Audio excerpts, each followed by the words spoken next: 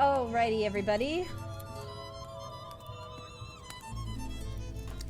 Let us begin. So, previously, where we left off, the party... the party did a lot of investigating in the town of Vallaki. And they, basically, they spent most of their day just getting to know some people in the town, trying to learn about the town itself. They originally came here with Ismark and Irina, and Ismark said he's been looking for a place to keep his sister safe from Strahd, because for some reason Strahd is like pursuing Irina, and they're not quite sure why, but they wanted to get the heck out of the village of Barovia and try to find somewhere better to stay. So right now we're trying to get a feel of Vallaki and see what it's like here. So the group entered into town, and things were a little strange. They found that the Baron, Baron Valakovich, he likes to throw festivals every week. So last week there was a festival of the Wolf's Head. This week there's going to be the Festival of the Blazing Sun in 2 days.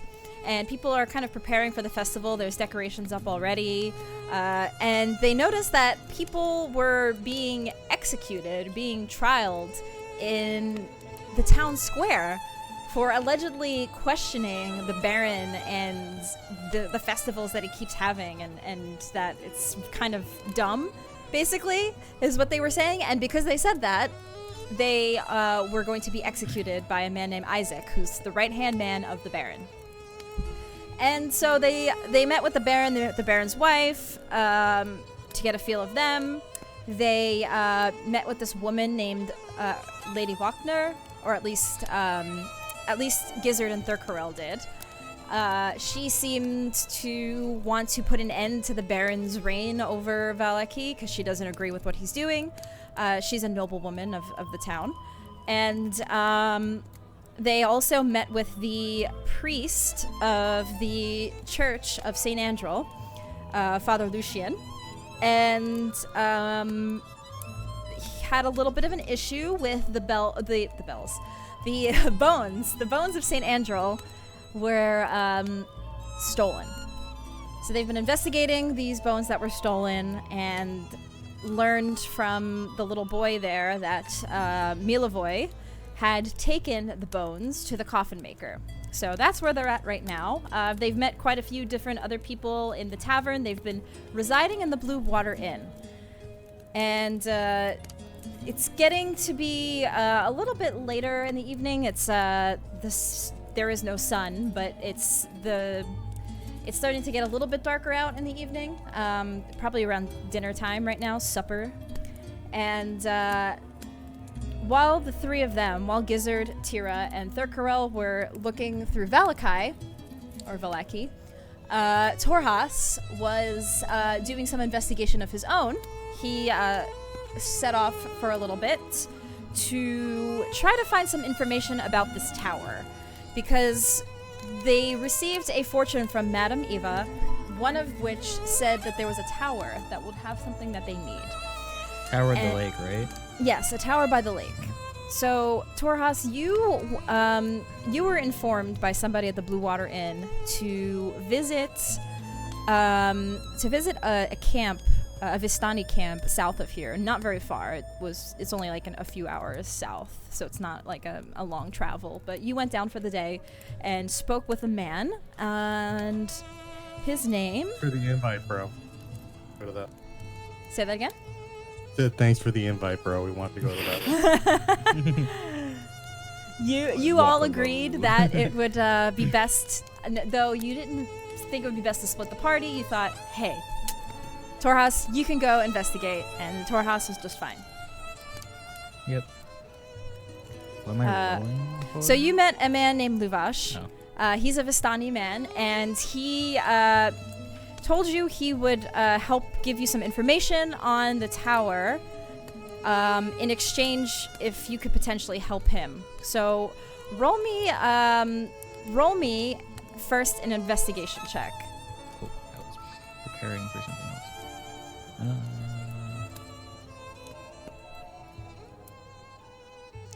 16. 16. Okay. And then just roll me a straight charisma check just to see how you get along with Mr. Luvash. Sure. Save, but Roll. So Joe, I think you can click on your. I click on charisma. Yeah. 7. Yeah. It's the same. Okay. So, you talk with this man Luvash. He's not the most friendly, welcoming. Some of the other Vistani who are more friendly, he's not a very friendly guy. He seems very agitated because his daughter has gone missing, and she was seen not far from. Isn't that a picture of somebody else? I don't know if this is. There's 2 Vistani guys. This might not be Luvash. This might be the other guy. There's 2 Vistani, and this may or may not be one of them. Helpful. This is this in my world. This is Luvash because I like his hair. So then this is Luvash, period. Yes, this is Luvash. That's fine. I don't know if the book says otherwise, but to me, this is Luvash. Is he not far from? So your yeah. daughter?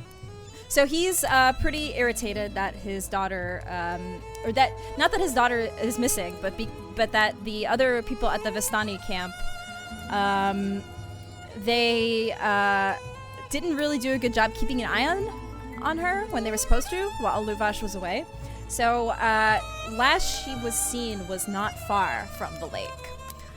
And so he asked if you could at least try to look out for her if you're heading up there, because he doesn't really want to head up there personally, because there is a wolf problem, as usual.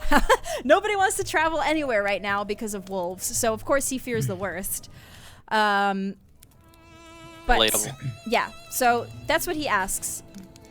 So Was he this the lake that we passed when we were traveling to Valkai in the first place? You guys, you did Or we go haven't over been a there small yet? river, or the Sur Pool, actually, is what it is. No, this is Lake Zarovich, is what he's telling you about.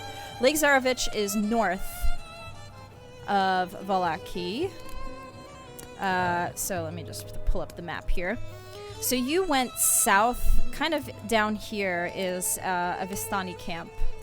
And he's saying that the lake is north of here, a few hours north of Valaki. And so he tells you all he knows about these 2 towers. There's one that is kind of to the south of the lake that is a tower of what they call a mad mage lives in this tower. And anybody who goes near the tower, they get bolted by him. They get struck by a bolt of thunder, of lightning. He shoots magic at people who come near his tower. So nobody really goes there, and they think he's kind of crazy. So it's not really a place that anybody likes to go visit.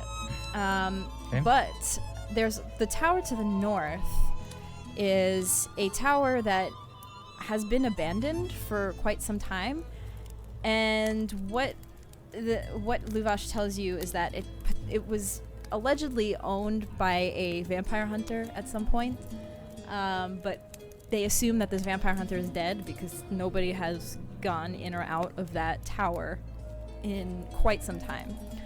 So the only thing, like, they've tried to raid this tower, but there's some weird mechanism that doesn't allow people to go in, and they have not been able to figure it out themselves, the Vistani. But there's just some weird sort of mechanism at the front of the tower preventing people from going inside. So that's the information that he gives you about these towers. All right, cool. And yeah, so you journey back to the Blue Water Inn to meet up with the rest of the crew, who was also busy getting lots of investigations and doing a lot of stuff. So you guys are all reconvened now at the Blue Water Inn. It's getting towards the evening. There's still some light out. There's still some daytime out, but it's getting towards the evening. And 2 days until the Festival of the Blazing Sun. So feel free to discuss amongst yourselves. So I guess Torhaus will ask what they were doing, because he's been gone for probably, 4 or 5 hours? Yeah, you were gone for most of the day, yeah. And are we conversing in one of our private rooms, or are we conversing downstairs where everybody could hear us? We That should is up to probably you go to guys. one of our rooms. Yeah. That's good to me. Yeah. Go to our rooms. And then we discuss. Oh yes, you. By the way, Torhaus, I believe for last night's room. Let's see. Wait. How much was it? It was It's one 1 gold. gold for the room. So I paid 50 silver for it, and Erkurel paid 50 silver. So you need to pay your half, which is 50 silver. Wait, isn't it 5 silver? Wait. Or 5 silver, yes. Wait, it cost 1 gold or what? What? I got I different guess Yes, I numbers paid 1 here. gold. So Oh, I yeah. paid my half, which was 5 silver. Erkurel paid his half, which was 5 silver. You need to pay your half, which is 5 silver. Because we split that room. I thought we made you sleep on the floor, Torhaus. Oh, why was So why are we charging you money? Well, he owes for his half of the room. Oh, I see. Okay. So wait, I'm just paying the clerk 5 silver. Well, we already paid for it, so I Who am I suppose paying? yeah, you owe us a little bit back. That's So okay. I guess it would I'm be just paying you both 5 silver. Or am I splitting? Who am I splitting with? We I'll paid. take We silver. paid. I'll Yeah, take we 2 paid for silver 2 if you want to nights. give. Yeah, Karel what do you 3. call it? Thurkrel and Gizzard shared a room. I had my own room because I chose to get my own room. Yes. So Okay. I think we stuffed you in a room with Gizzard and Thurkrel here. So I need to give 2 silver to someone and 3 silver to someone else. Yes. So I will take the 2 silver. That's fine. That's fine, and I give to the crow the other 3. Your half. What happens when you have a stupid lizard person? Yeah, I was like, these numbers are not adding up to me. But they don't. Yeah. Roll a math check. Yeah. Sorry, I have an intelligence of 11, so Mine's So just 9, kinda- so yeah, but I mean 11 is better than I'm- average. yeah. But what's your charisma? My charisma's pretty high. Mine's 8. Mine's 17. So. Yeah, so you'll convince Torhaus. Okay. Convince you just to pay me, so I'll shut up. Yep. So So I had 9 gold, so I have 8.5. So while now, right? while they're doing this, I want to just make sure that we have privacy in the room. Just make sure no one's floating around. Roll a quick perception check. Putting up my character sheet. Helpful. Wow, I noticed nothing. It seems like nobody's listening. No. Fantastic. We're up in our room. We would be listening. I will have opened the door thinking I was going to do that, completely space out about it, thinking about something shiny on the floor, and then I'm just going to close the door and come back in. Like, coast is clear, guys. Sit down. So, Torhaus, while you were gone today, so we've been doing some investigation. We found that there are some missing bones of a saint that we've been asked to look into. We suspect they may have been sold to the Coffin Maker Heinrich. And we also received an interesting offer from Lady Walkner.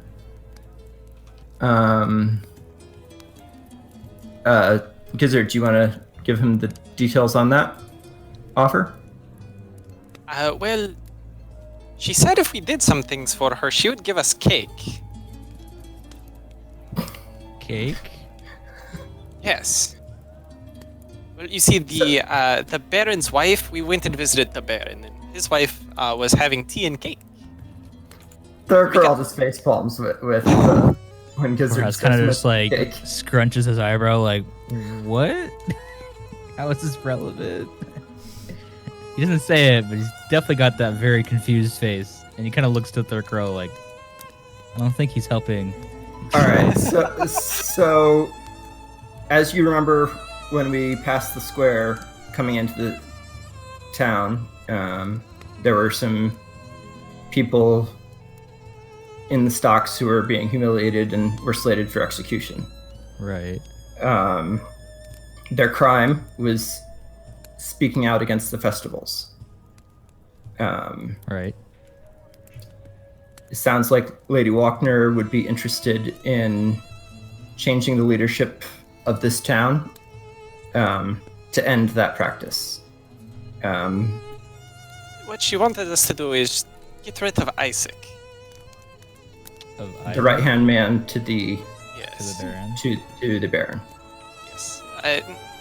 She said just to get rid of him, as in, just get him to leave town, or even, I believe. So what does this have to do with cake? She said if we did this, we get cake. More importantly, Anything we'd be else protecting the aside from townspeople. cake? More importantly, we'd Okay. be protecting the townspeople from. Is there Needless a executions. monetary incentive here? Do you not like cake? No, I do. But cake doesn't pay rent. I did not ask about a monetary incentive.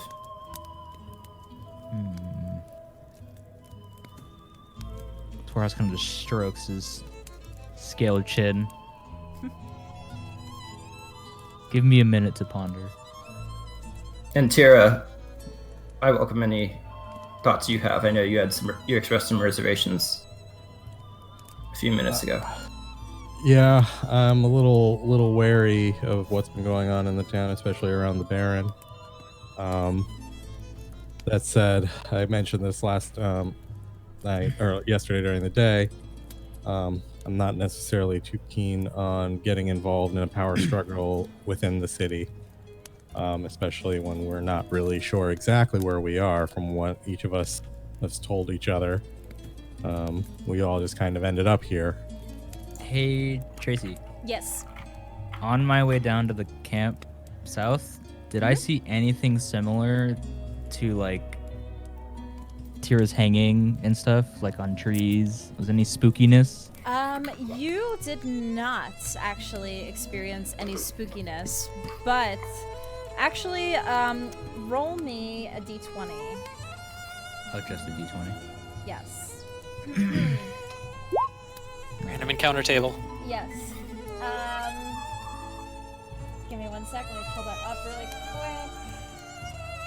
Unfortunately, on the way to the camp, Torhas You died. fought a dragon. Yeah. Torhas died on the way. He was eaten by a swarm of rats and then spat back out as an abomination that sees before you. And contracted lycanthropy and is now a were-rat. You didn't see any creepy stuff, but you did find a trinket. Ooh. Now let me go pull the trinket chart. 1 second. God damn it. Because I was about to ask Tira if they did any investigations on the weird sightings, and made me think if I saw any.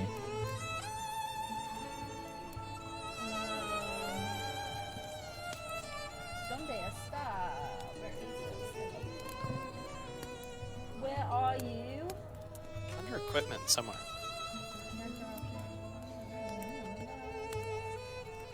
Handouts? I thought that was in one of the appendices. No, Oh, you're talking. There's a specific one for Curse of there's Strahd. a Okay. specific one, yes. Yes, I don't know. Excuse me.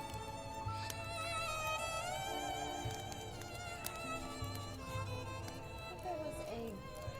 Let's see if I'm just gonna Google it.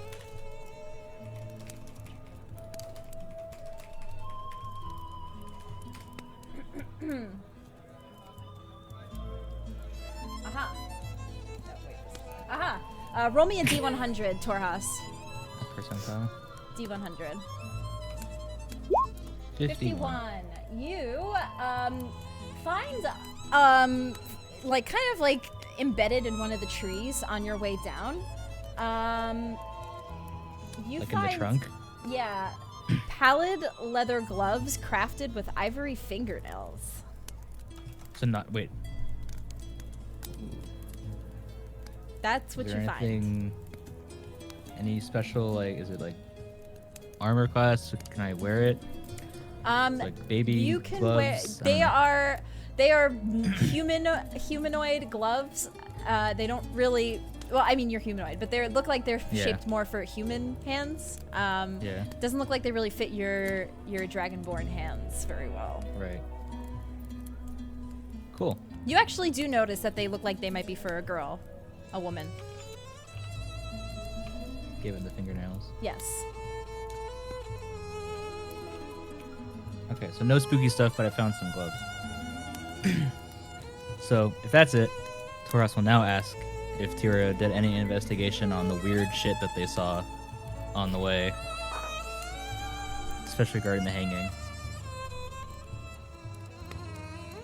If you found any weird, say that again.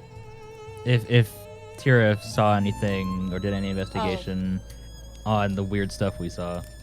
I'm wagon just gonna say I'm trying to forget that.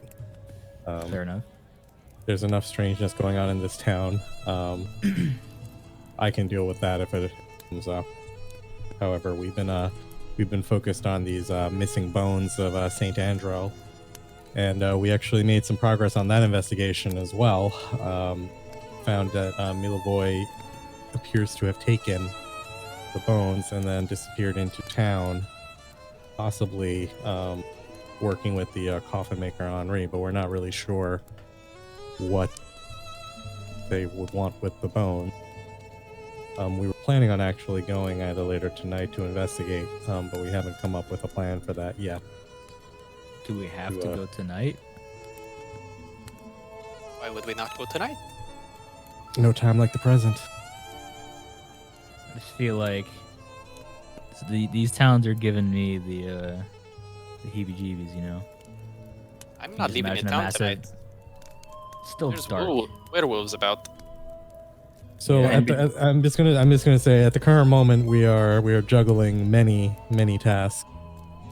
We have the missing bones of Saint Andro. We have the hunters looking into the werewolf problem that we spoke about possibly hiring to help us go find the lair. Alternatively, we have the woman who would like us to do something about the Baron, but we haven't really given her a yes or a no yet. We have just spoken to her. My vote would be we do the bones first and then make a decision about Lady Buckner, and then do the lake after that. But that's I just agree my with that vote. one. Seems Yeah. reasonable to me. I feel like the bones are the most straightforward. As you guys are chatting, you do hear a knock on the door. From the room? On the outside, yeah. You guys are chatting privately in a room, and you hear a knock on your door. I'll open the door. I'm gonna go a little pale and didn't think anyone was nearby.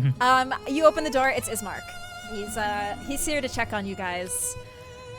Right before the door opens and we see it's Ismark, Toras is going to lean behind Tira and go, boo. Roll. No, I'm just kidding. Roll an intimidation check now. Rolling a reflex saving throw. Fantastic. Tira, you have gotten the heebie-jeebies so far, and Torhas sneaking up behind you. It does scare you. You jump. And then he'll pat her on the I back. Say, jump. this is why I don't think we should go outside.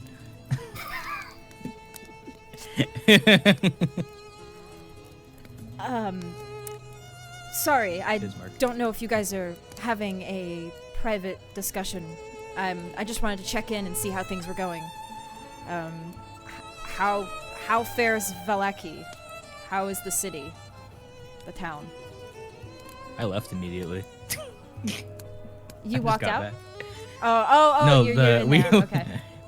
we were saying I dipped from the city pretty Yeah. much. Like, So, yeah, Ismark's just inquiring.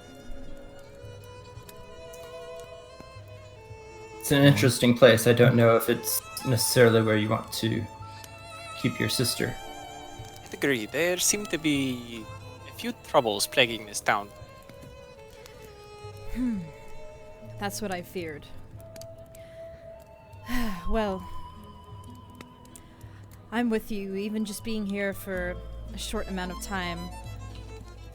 I too don't feel this place is the safest. Is he just standing in the doorway, or did he actually come in? He would have walked in if you guys let him, unless... Okay. So you're free to join our conversation. Okay. Yeah, so Ismark closes the door behind him and sits down and is in agreement with you guys that this place doesn't seem very stable with the current politics. Yeah. Do you guys think the Baron is... Or what are your thoughts on the Baron? Toras just shrugs. He doesn't know. I'm I'm concerned. I'm concerned. I feel like he's trying to placate with Strahd with these festivals to prevent Strahd from returning, but I feel like the townspeople are paying the price. I feel like he's trying to secure his position by keeping Strahd away, but at the same time, he is not really following his charge of protecting his own people. I would like to do something about it, but I'm not quite sure what just yet.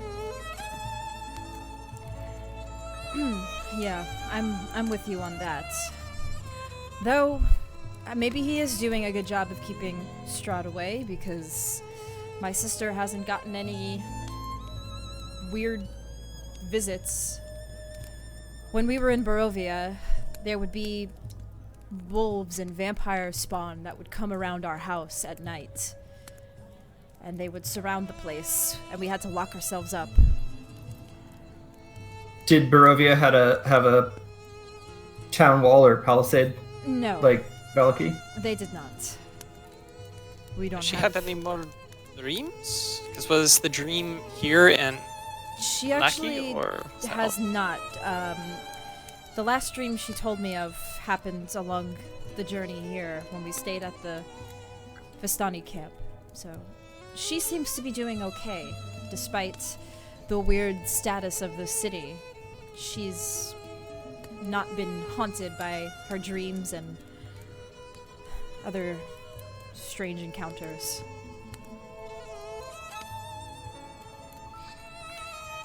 But I trust you all, and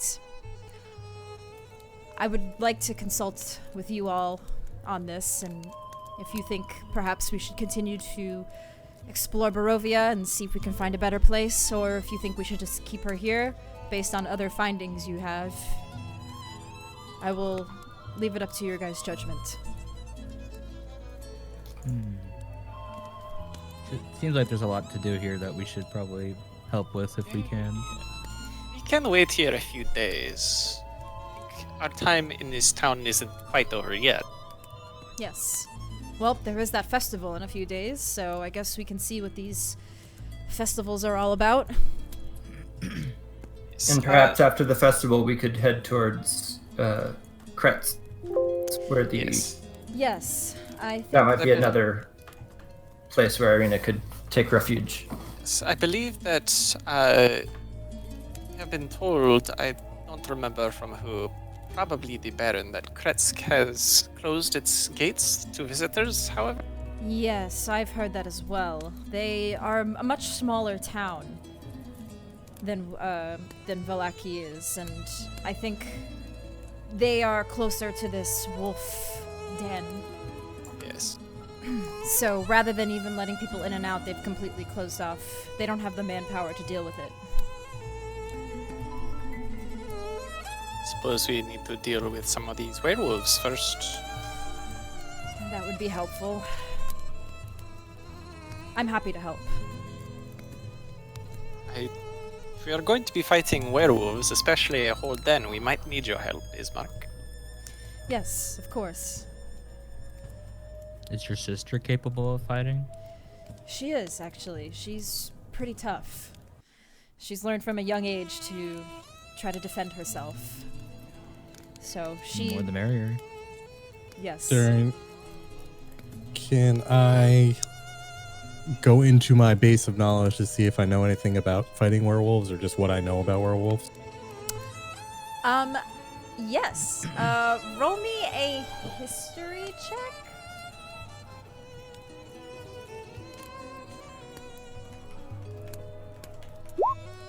Wow. Man, you're rolling like crap. Oh, God. Just saving the good rolls for later. As far as you're Scares me. concerned, werewolves are just wolves. You have no idea what the difference between a werewolf and a regular howling wolf is. Would You've seen lots Torhaus of packs of wolves.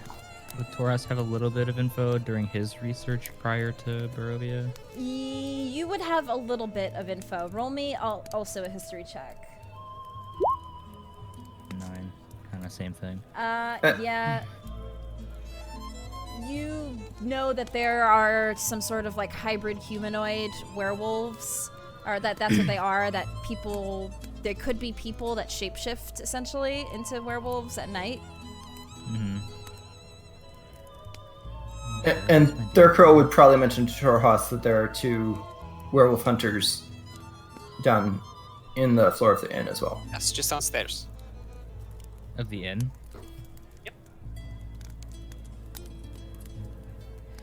Yes, and they said they would be willing to help for a fee,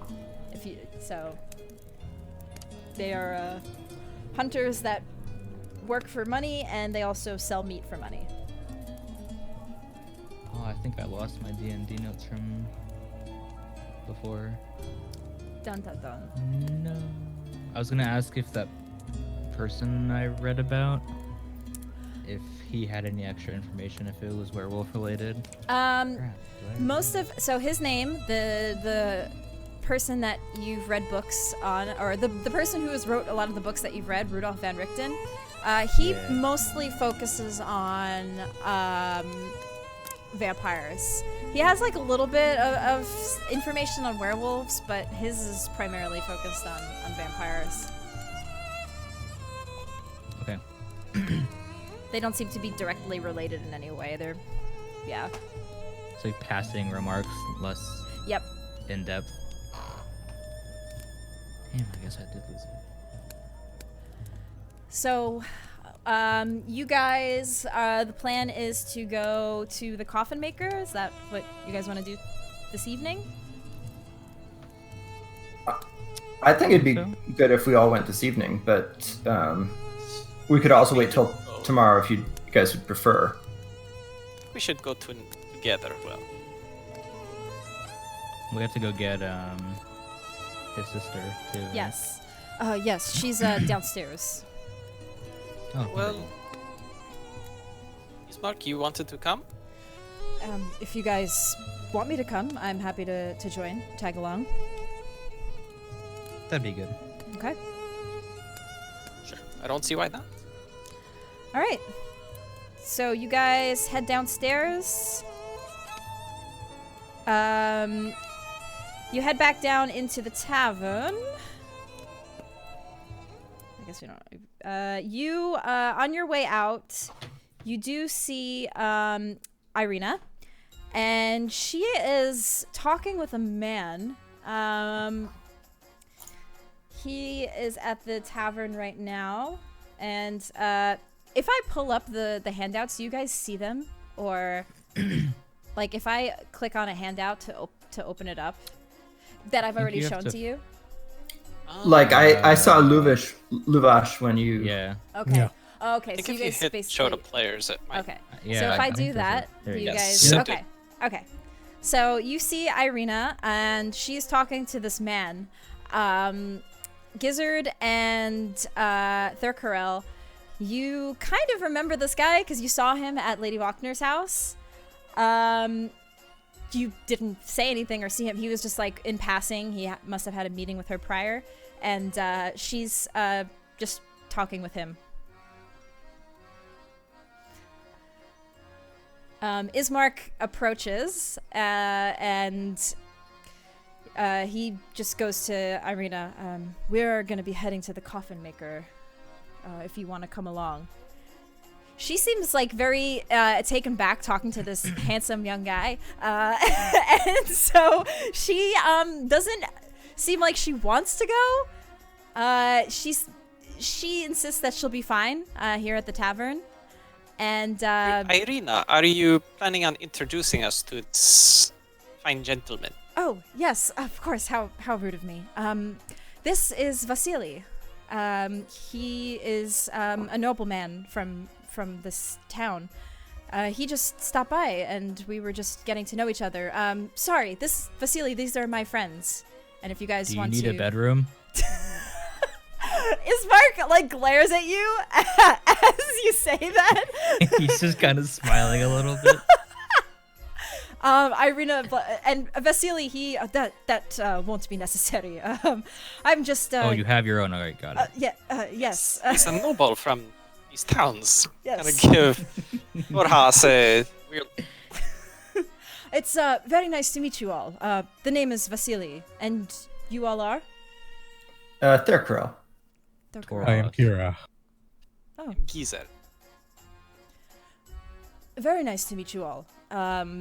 He seems very friendly, gives you guys a warm smile, and I am passing by in Vallaki to... I've had a few meetings.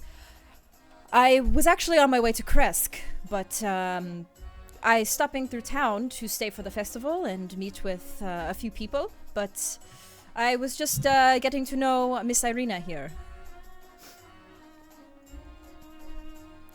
I am sorry to tell you, Vasily, but I have heard that Kresk is not allowing any visitors. Oh, is that so? Well... Perhaps I will... Do you know why they're not letting people in?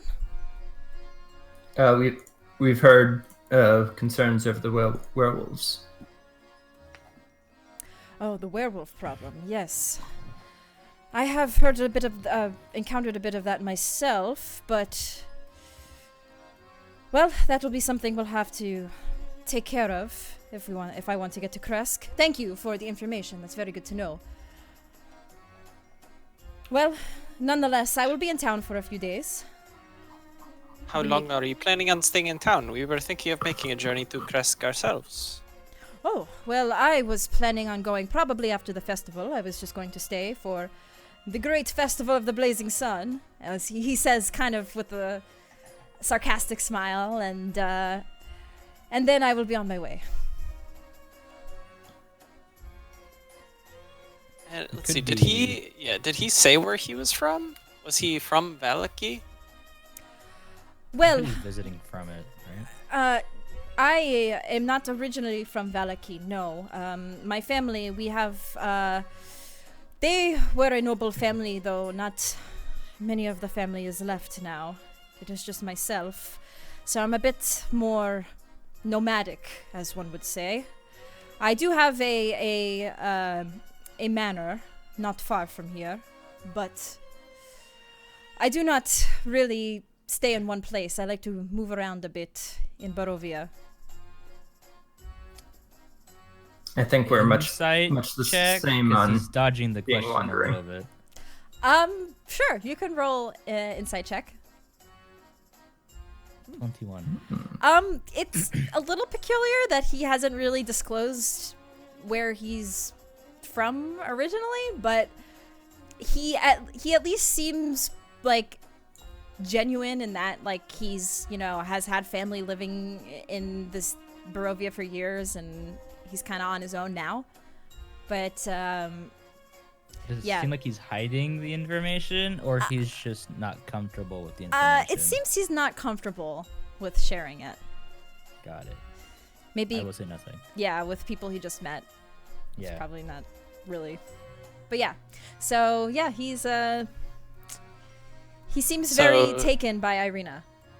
To the GM though, he introduced himself as Vasily. He didn't give a family name. Was that on purpose, or? He, not necessarily on purpose, just giving his first name. then I suppose I would ask him, what is your family name? Perhaps, well, probably not me, but one of these folks have heard of you. I'll point behind me to my party members. Holtz. Vasily von Holtz is my name, my family name. Does Ismark look like he recognizes that name? He doesn't,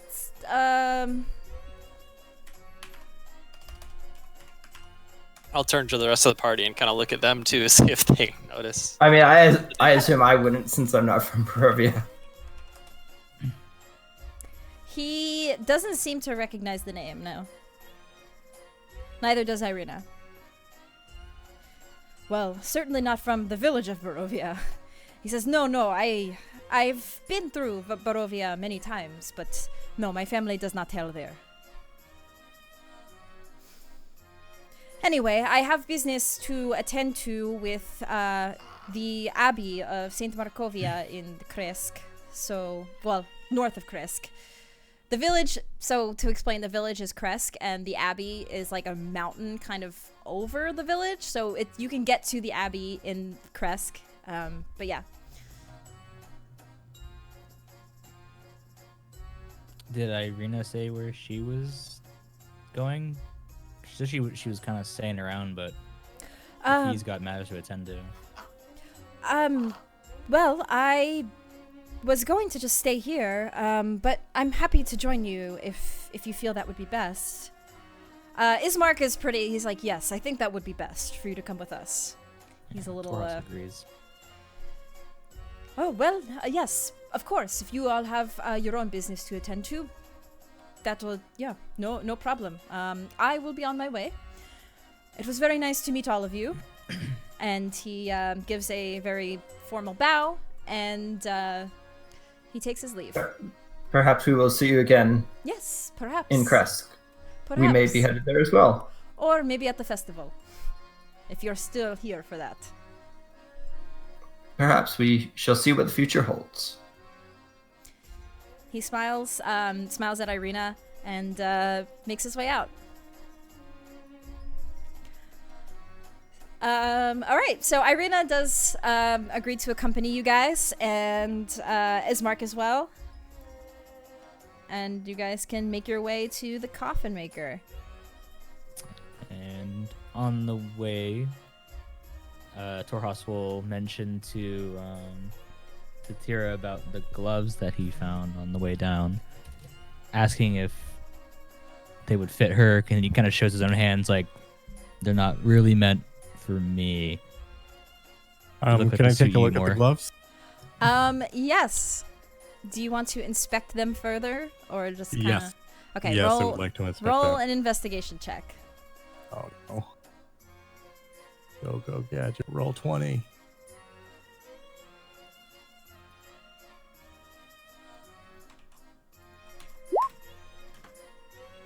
Ugh. And Better. A 7. Can I Well- get him to reroll and like I guide him? So I'm showing him the gloves too. There's not much to see at in these gloves. Regardless, they're just kind of like very. They look like they belong to some like a young girl. But Talking it's, like young teen girl or like young adult girl. teenage girl. I'll just say I don't mind holding on to them. So he'll hand the gloves over. See, could I make a retroactive check to see if I remember through town, seeing as these gloves have now brought up a memory? Have I seen anyone in town that might have matched the description of Mad Mary's daughter, just kind of while we were walking around town? Oh yeah. Yes. Roll me an investigation check. Investigation. Oh, An 8.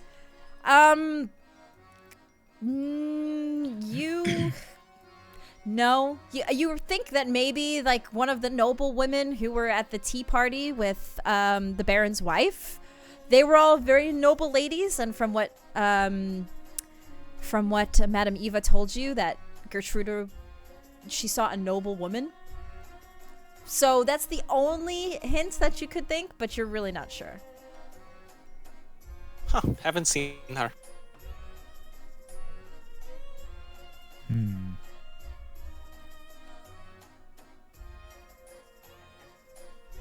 That's all I wanted to do. So if we can head to the Coffin Maker.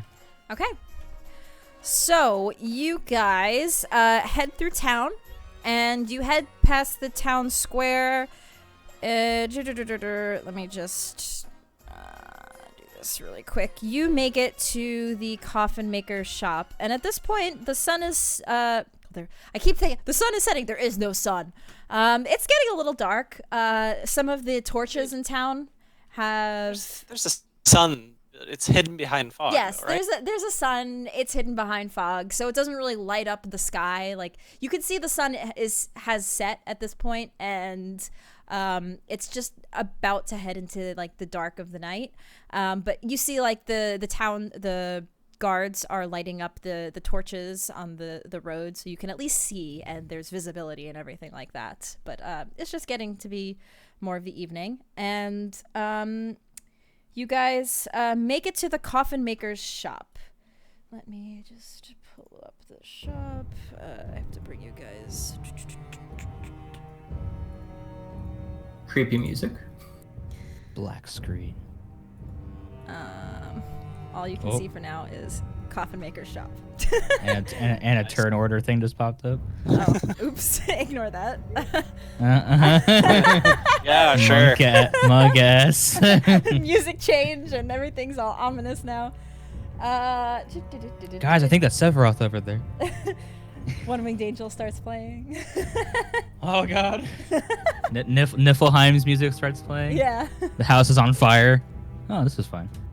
So, this uninviting shop is 2 stories tall and has a sign shaped like a coffin above the front door. Surprise, surprise. All of the window shutters are closed up tight, and a deathly silence surrounds the establishment. So you guys are standing outside. Everything seems barred up. Can we see, any light coming through any of the windows? Or underneath the door?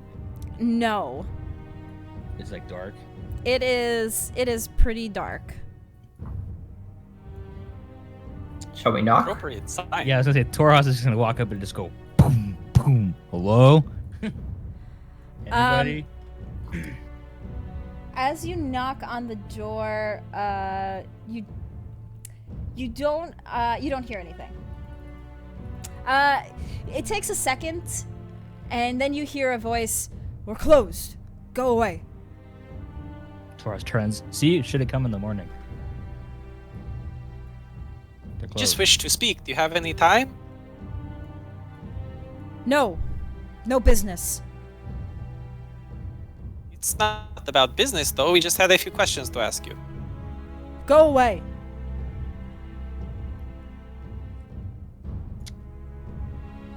Should we come back feeling- in the yeah. morning? Yeah. No business. Oh, like at all.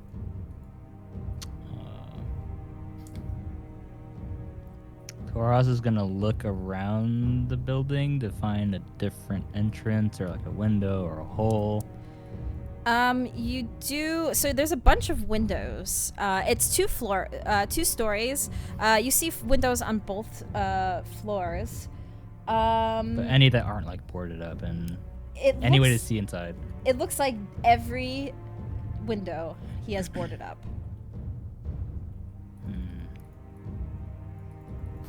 With iron. Oh. We're friends of Any- Milivoy, I'm gonna say.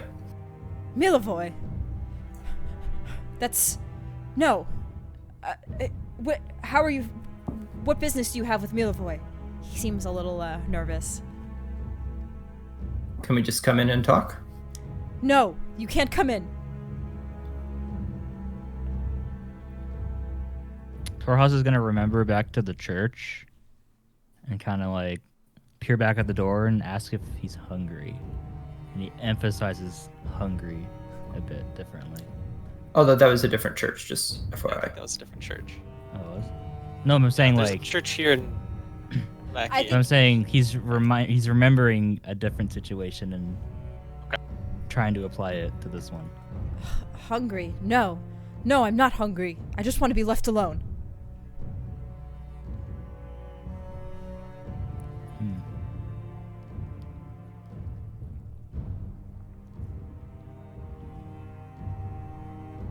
Interesting. Is I'm Mark... going If we to- should just come back in the morning.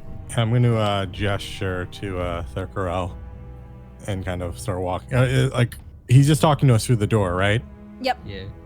Yep. I'm going to gesture to Thurkarel and kind of walk away from the door a little bit, and I want to whisper to Thurkarel, be like, and just say, "Is there any way you could possibly sneak in to take a look?" Yeah, I was going to as well. Just, can I see by looking at the doors? Does it seem like it's just locked? Like, I would like to push up against it a little bit, see if it's barred, or if it's just like held shut by a lock, or if it's even. So it looks like they're barred shut from within.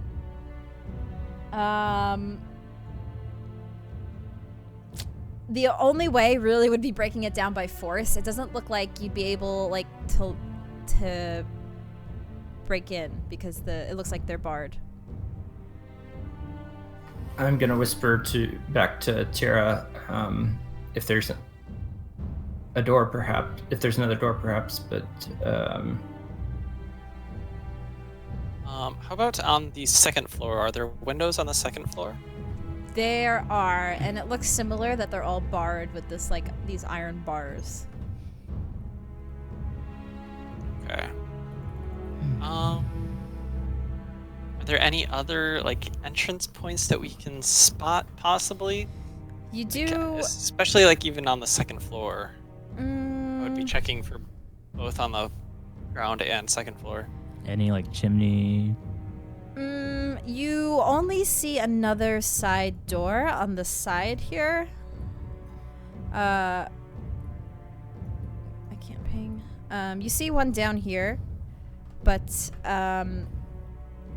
it also looks like it is barred shut. And the second floor, you don't really see much, just those closed windows.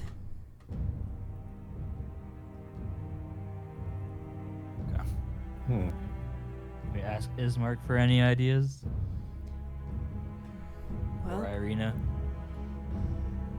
well, we can potentially tell the guards if we do think that he is guilty of stealing these bones. They may want to question him, and we can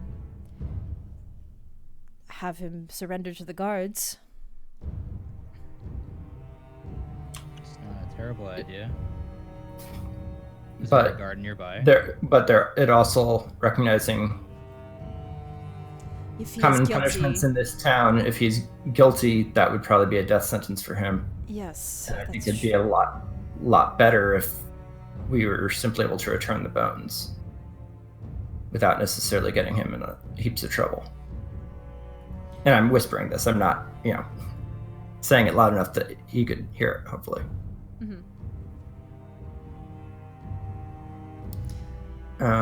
What if we posed as buyers for the bones? He said no business. Yes, Well, but maybe he also thinks has we're here for already- coffins. He also already knows our voices. Mm-hmm. He mentioned Mirabosh. Yeah, I was hoping dropping his name would get us in the door, but I'm still at the camp. We could possibly see if we can break in and look around, even though I don't really want to break in. How late do we think it is? Is it like people are going to bed? Or is It's it like early evening? it's like 8 o'clock at this point. It's not that late. People would still be We about. could go. So I don't think now is the time to try to break in. Yeah, not Yeah. now, not immediately. We should come back later. Especially Why if don't we, this why don't we go possible. do something else and then come I, back? I don't know how openly we want to talk about breaking in Yeah. with the burgomaster right now. My granny's from a different town, but Oh. Yes, I don't think we should be breaking in necessarily. We could go try to talk to Milovaj. We have a general idea of where he lives. We actually do know exactly where he lives now. Are we doing it? Yes. The priest, the pastor showed me. Oh, wonderful. Yeah, we can go do that. Do we Be want able to try get any him more? to- Any more? Trying to convince this guy to listen. I don't think. Any other ideas on that? I don't Did think we we're walk gonna or be able do? to. Yeah.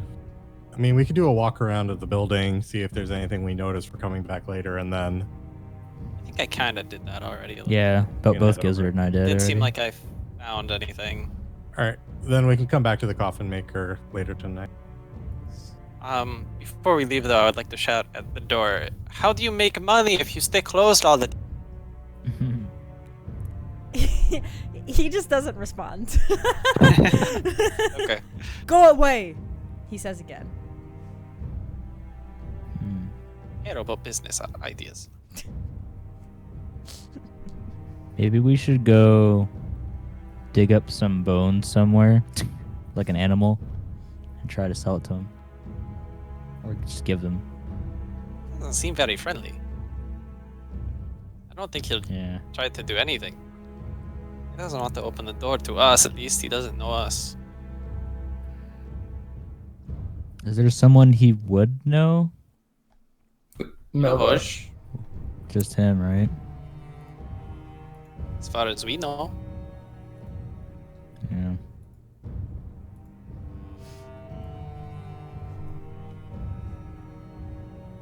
Where is Milvodge again? Probably at his house right now. Yes. I haven't met him, West right? side of town. He would likely be sorry, at yes. his house or the church. He Hmm. works at the church, so he's either there or home. We know where he lives, so we could go try to find him, talk to him, maybe convince him to help us out. Get himself out of trouble. Torres didn't meet him, right? No, I No, don't think so. Torres did not meet him. Yeah. Yeah, so Torres is at the point where he'll just kind of follow along because he's missed out the majority of these conversations. Okay. That is my idea, anyway. I don't know if Alright, any of we you can- have any other ideas. Sounds good to me. Sounds like a plan. Okay. All right, lead the way, Tira. All right, we're gonna. Where is the map of the? Yes. You guys make your way back toward the church, which is over here, and yes, Milivoy's house is, you learn, right here. Yeah. And you also learn that he has a few younger siblings that he lives with there. So you guys can make your way back to the house, back to his house. And Yep. yeah, So I'm going to. I'm just gonna walk up to the door and knock. you're greeted by a young girl. She's got like dark black hair.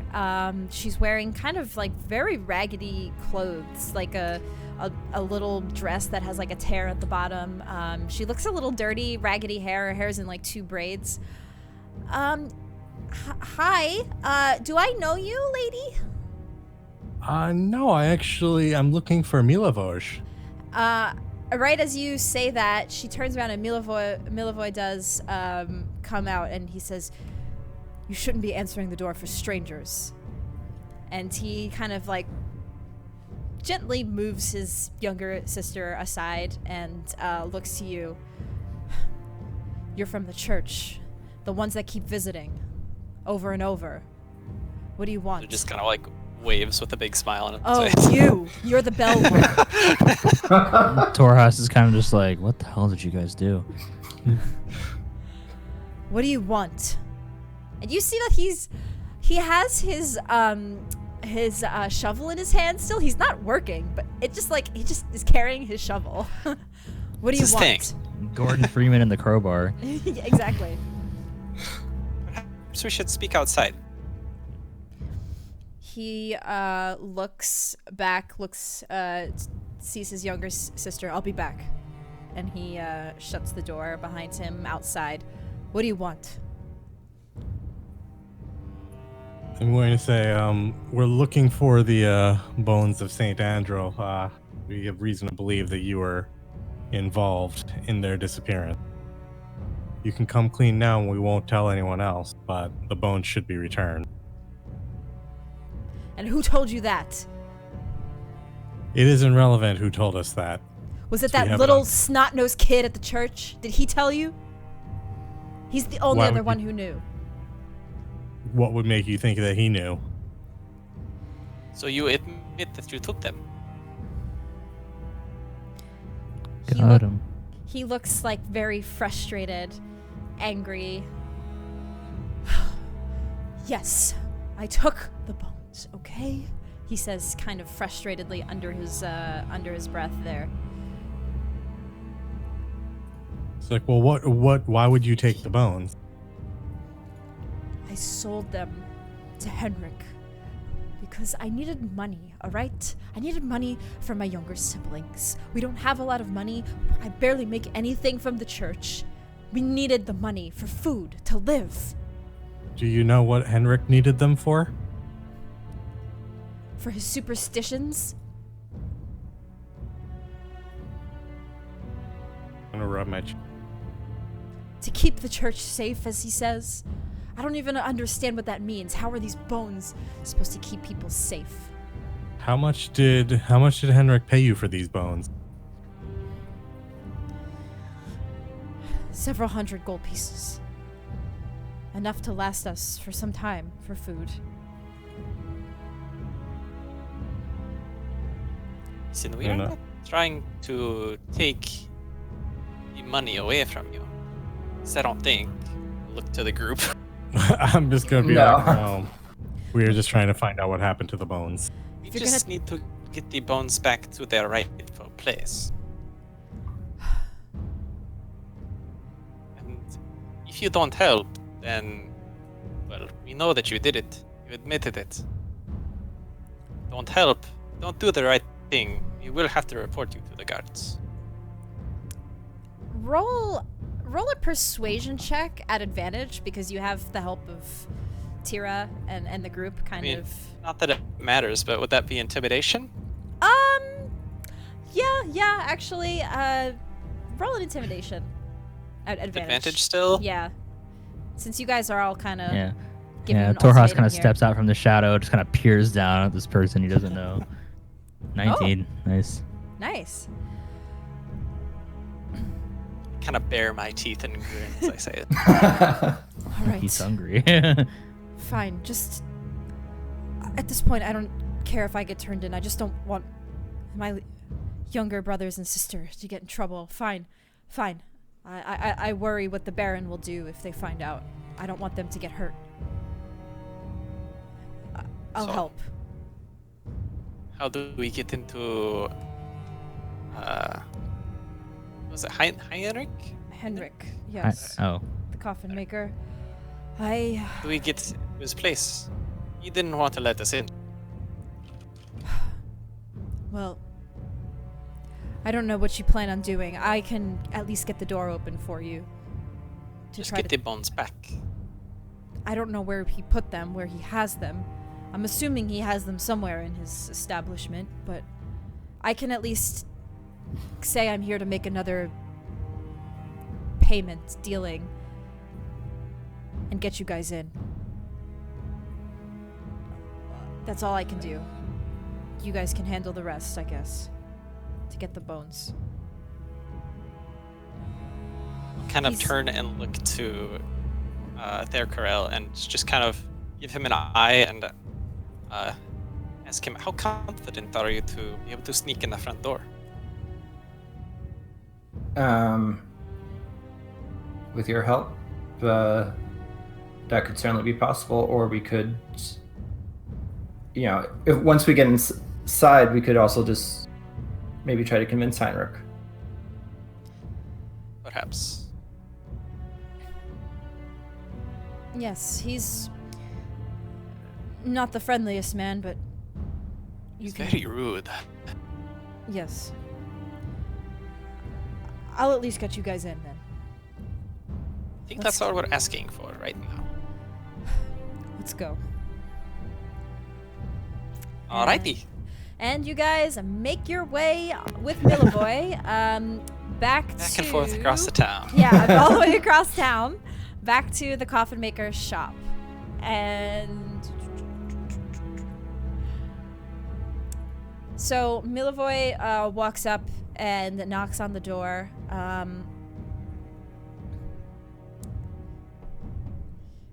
He knocks. It's Milivoy. He told you you were his friends. What? You brought others? Go away. And he stares at Gizzard. You shouldn't have said anything. Yeah. Rip. Milivoy angrily stares at Gizzard. Torhas just kind of like puts his hands in his face. He's like, oh my god. You didn't say anything about that. You just said you would get the door open. Yes, I said I would go up and knock on the door and say it was me. You didn't have to yell anything. You should have said something. I thought you would... Never mind.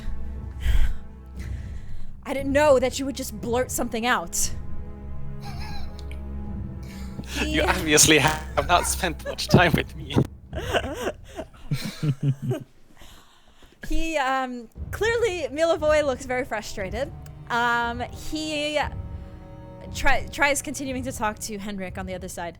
Listen, they're here with me. They're not gonna do anything to harm you. They're part of the dealings. They helped me get the bones. And just give me...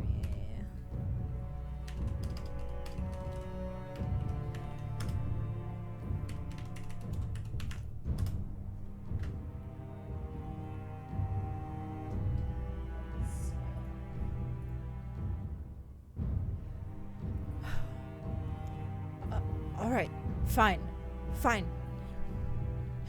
You can come in. And you hear like this and like he's pulling off this like piece of wood off of like the back of the door, and then he just opens the door for you guys. He looks and as he was kind of opening the door, I just kind of nudge Milivoy with my shoulder. Well, not with my shoulder, my elbow, and just kind of like smile at him, give him a nod. he glares at you. Ciao. Good job. He still glares. Henrik opens the door and he like first creaks it open and he looks at all of you. These are the people who helped you? Who are these people? They're not commoners. They're not from Vallaki. We're out of towners. Yeah, I can see that. All right, come in. And he lets you guys inside and quickly closes the door. So you guys are in this big room here. Ooh, welcoming. A very welcoming room of coffins.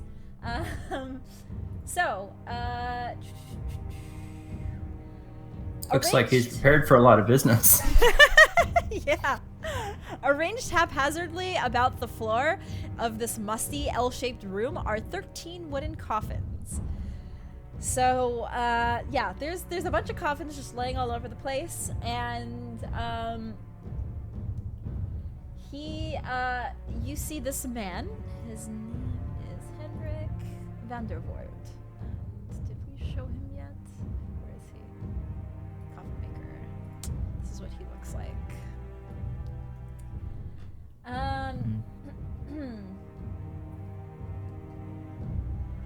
So, what do you all want? Where's the next dealing? He asks. What do you have next?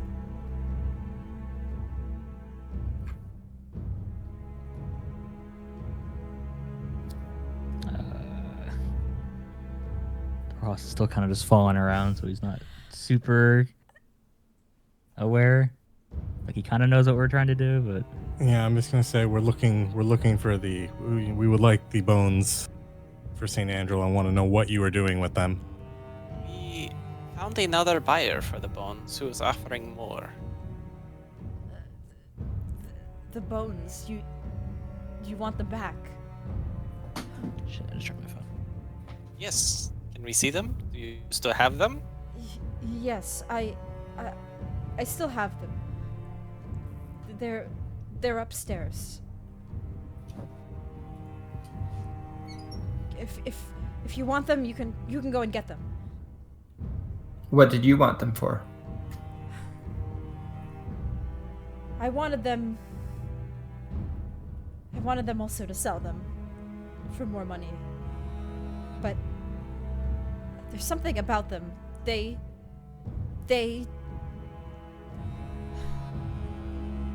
There's something else upstairs I need to tell you. There are vampires upstairs. They are trying to get the bones. They're laying claim of the bones, and I can't go up there to get them. I'm too scared. I've been down here for days. They're just trapped up there? I've trapped them up there. You just board a door up or something? Yes. I don't know what to do. I'm sorry I didn't let you in earlier. I'm scared, and ever since those bones came here, those vampires showed up. And I've barred off all the windows and doors, but I don't want them getting out and going into town. I'm just scared. Can I make Worry about the bones. We will get rid of them for you. They forced me to take the bones. I wasn't trying to sell them.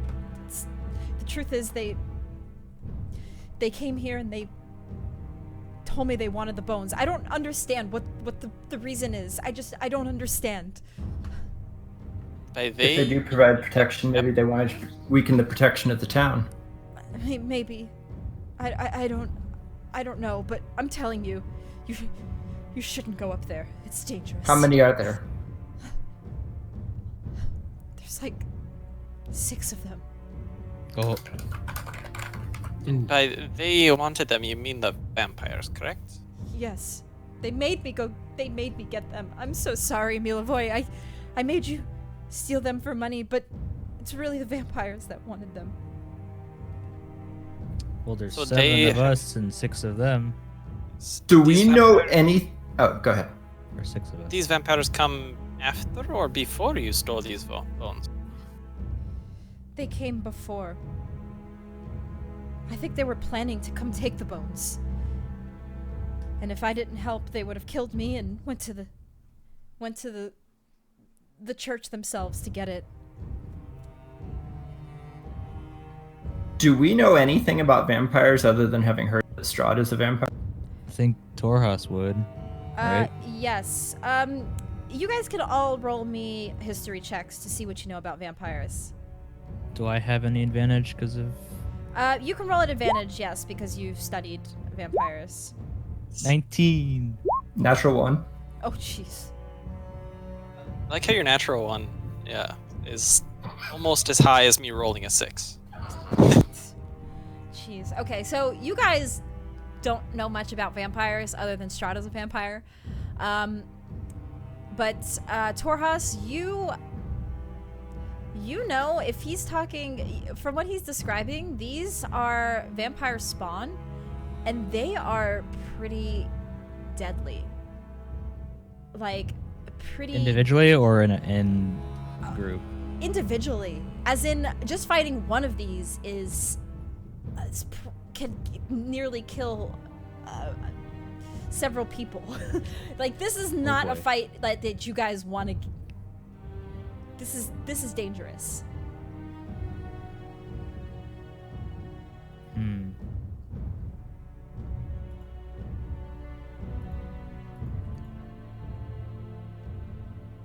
Well, all we need to do is get the bones back.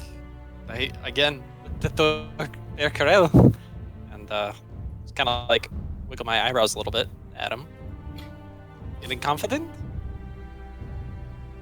Do we know if, like, vampires can't come out in the day or anything like that?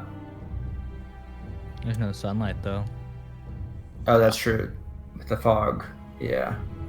Yeah, you're unsure, especially because he's boarded up all of these windows and there's not really much sunlight coming in here, so you're unsure.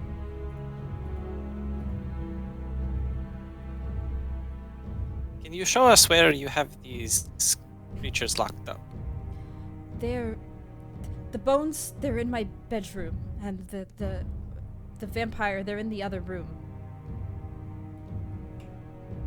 I want to ask. So the vampires are not where the bones are. Yes. Oh,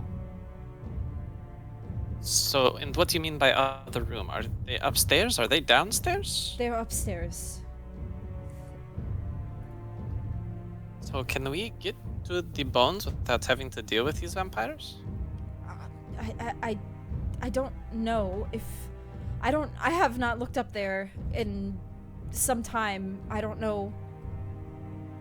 You might be able to if you quickly go up and grab them in my room, come back down. wait, how long have they been up there, stuck?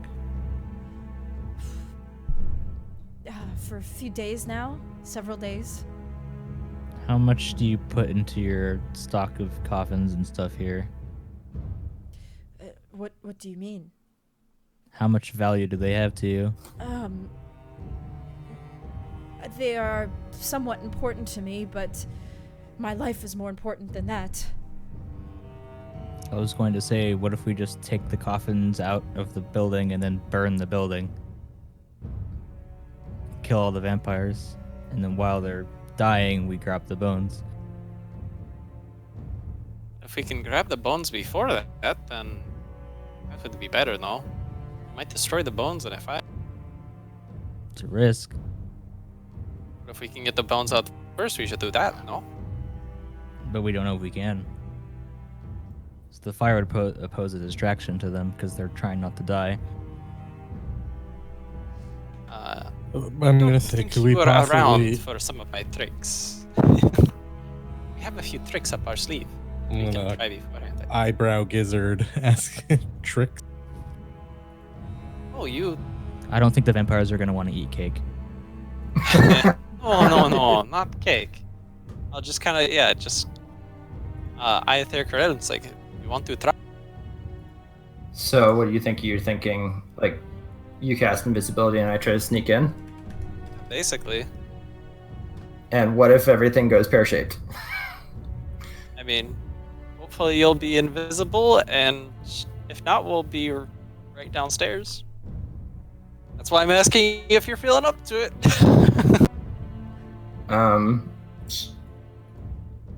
I would ask the Coffin Maker, where were the bones when you put them upstairs? Like, were they on a Can you table? give Were us they on a layout of what it's like upstairs? There's... Upstairs is... It's 2 rooms, right? Your bedroom and Yes. another? Upstairs is where I live. My kitchen is upstairs to the right, and connected to the kitchen is my bedroom. To the left is my storage room where they were last seen. The vampires. As long as you don't go in that room, the storage room, you should be okay. Just go through my kitchen and then into the bedroom. And you said the storage room was on the left, correct? Yes. So don't And go is- left. And is the storage room... Are they locked in the storage room, or... I didn't have the chance to lock it, no. The door is shut, but they could probably go through it. Is there anything up there, like a shelf and stuff to like put in front of the door? Crates? We could bring up some coffins, maybe? It might work. Ross will assist in doing so if that's the case. So, So just so I'm clear on the plan is Gizzard will make me invisible. I will try to sneak in through the kitchen to the bedroom, get the bones, come back, we close the door, we barricade it. Yes. That's the plan. perhaps light a fire in the kitchen while you're there. That would be the place to do it, no? If you want to do the fire idea. Heinrich can say, Are you okay with losing your building? Not really, no. I don't really want to lose it. Lose my whole business. Not in That's why I exchange for offered your to life? pull the coffins that you find most valuable out first, so you have something to sell later. So this is in exchange for your life, no? It doesn't matter. What are you gonna do when the guards come by and see that this place is on fire? Well, what are you going to do? I'm gonna have to leave town. Where would you go? I don't know. I've not been out of Valaki since I was young. I have no idea where to go. I looked to Milivoj and asked if he could stay with them for a time, seeing as they're business partners. Roll a persuasion check to try to convince Milivoj that it's a good idea for the Coffin Maker to stay with him. 4.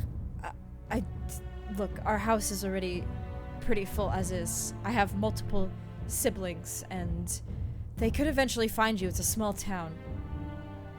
You're right.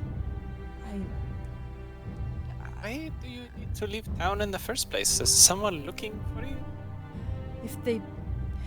If the guards find out that I stole the bones and this place is burned to the ground, they will hang me. We could lie to the guards. We're and not. say If we that recover they're the being set bones, up. we're not planning to tell anyone that they were stolen, or who stole them. Just Are the bones. We don't want your life. We want the bones back. Milivoj You can speaks tell up. them the truth. The father knows that the bones were stolen, and that little boy knows that I took them. This is gonna come around very quickly to both me and the Coffin Maker. This is a small town. They're going to find out. maybe we make up a story about where we found them. I would like to pull our group together and hopefully whisper so that none of the other people can hear besides us four. I will say, we want. This is a way to get rid of Isaac. Ooh. Which one's Isaac again? The Right right-hand The man? Baron's and right-hand the man. mayor. This would be solving two problems with one. This how would does this be get a rid good of way to him? do it. We say Oh, he that's stole the bones. Oh, we set him up. And then he burned the building to hide the evidence.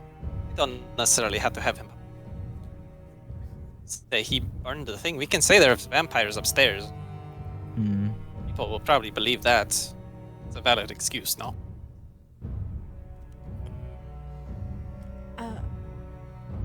Ismark says, well, isn't Isaac the right-hand man of the Baron? It's gonna take some convincing to say that his right-hand man was guilty of stealing these bones. It's worth a shot, but it might take some sort of setup or something.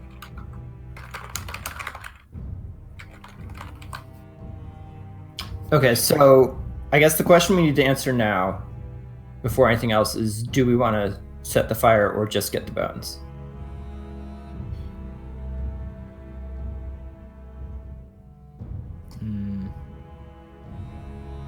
Hmm. I feel like setting fire will destroy the bones, and I'm hesitant to destroy the bones. Well, we're Well, hoping we try- get the bones yeah. first, yeah. Grab So the we're bones hoping and then anyway. set the fire. The thing is, that's putting Thurkarel in a lot of danger. If he screws up, he's going to be alone with 6 vampires.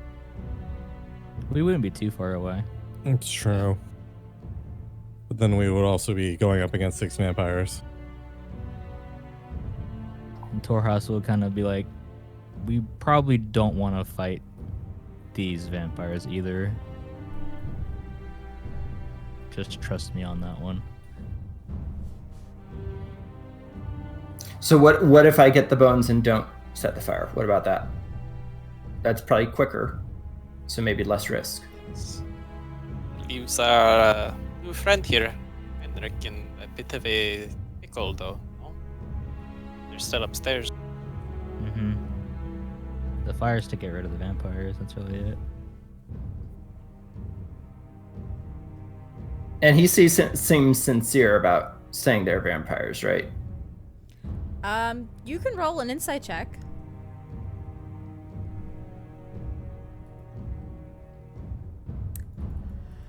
Yes, he does seem sincere and scared for his life.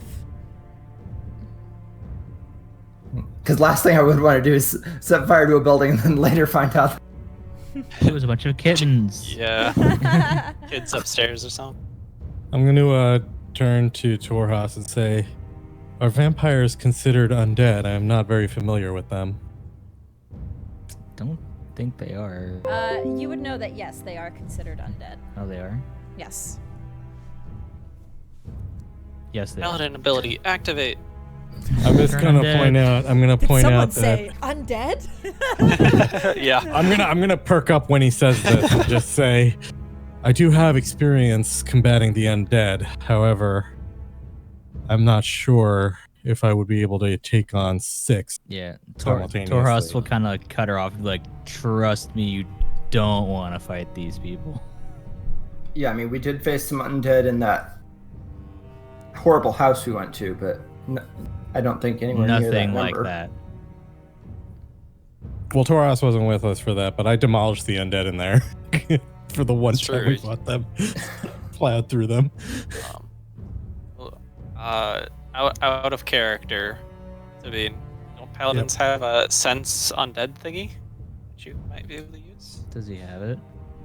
Divine sense. Yes, I do have divine sense, which I could use. How thick of walls block it? Yeah, that I'm not sure.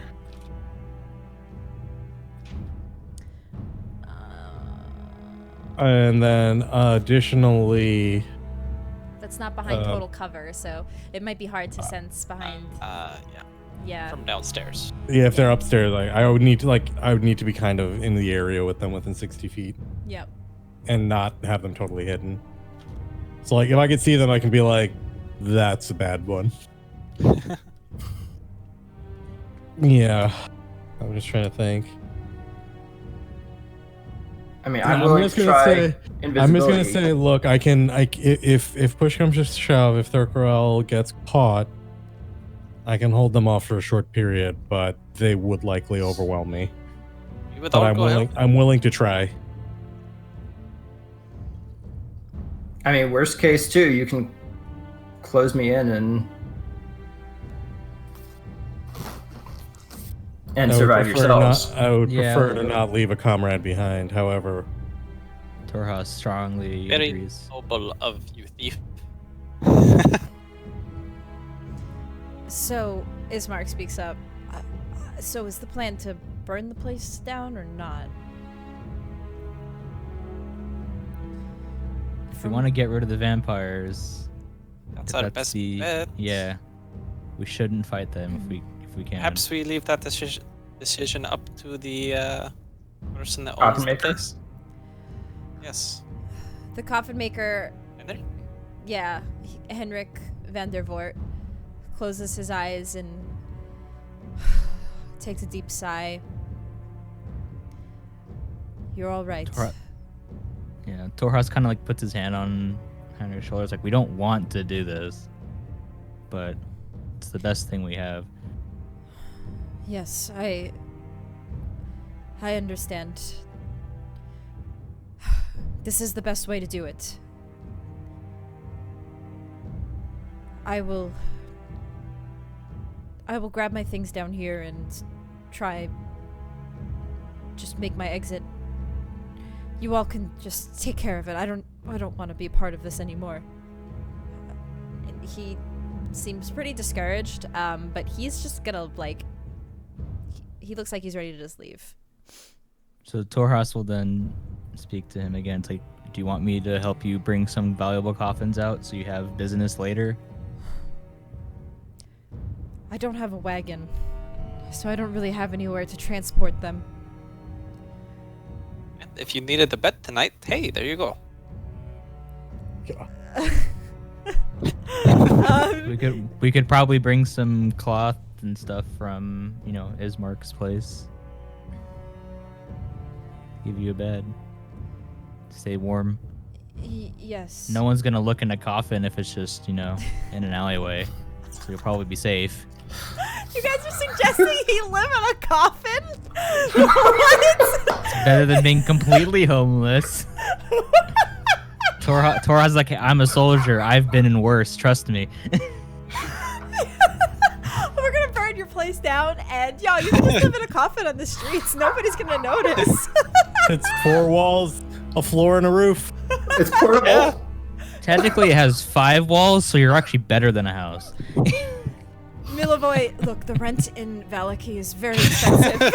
You're better off living in a coffin. In the coffin. He doesn't feel comfortable. Can we make a persuasion check? I would ask him, is there anything else from upstairs that's essential for him? To rebuild Painting his of life? your wife or something. You don't have a wife upstairs, no? She's not like sleeping there, no? No, I don't Oh, have not. a wife. Okay. I don't have a wife. I've lived alone my whole life. Man, a coffin really suits you.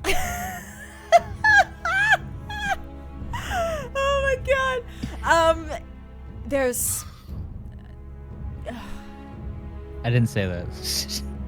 Most of my clothes and things. I'm not gonna have you grab my carpenter's manuals and things. It's fine.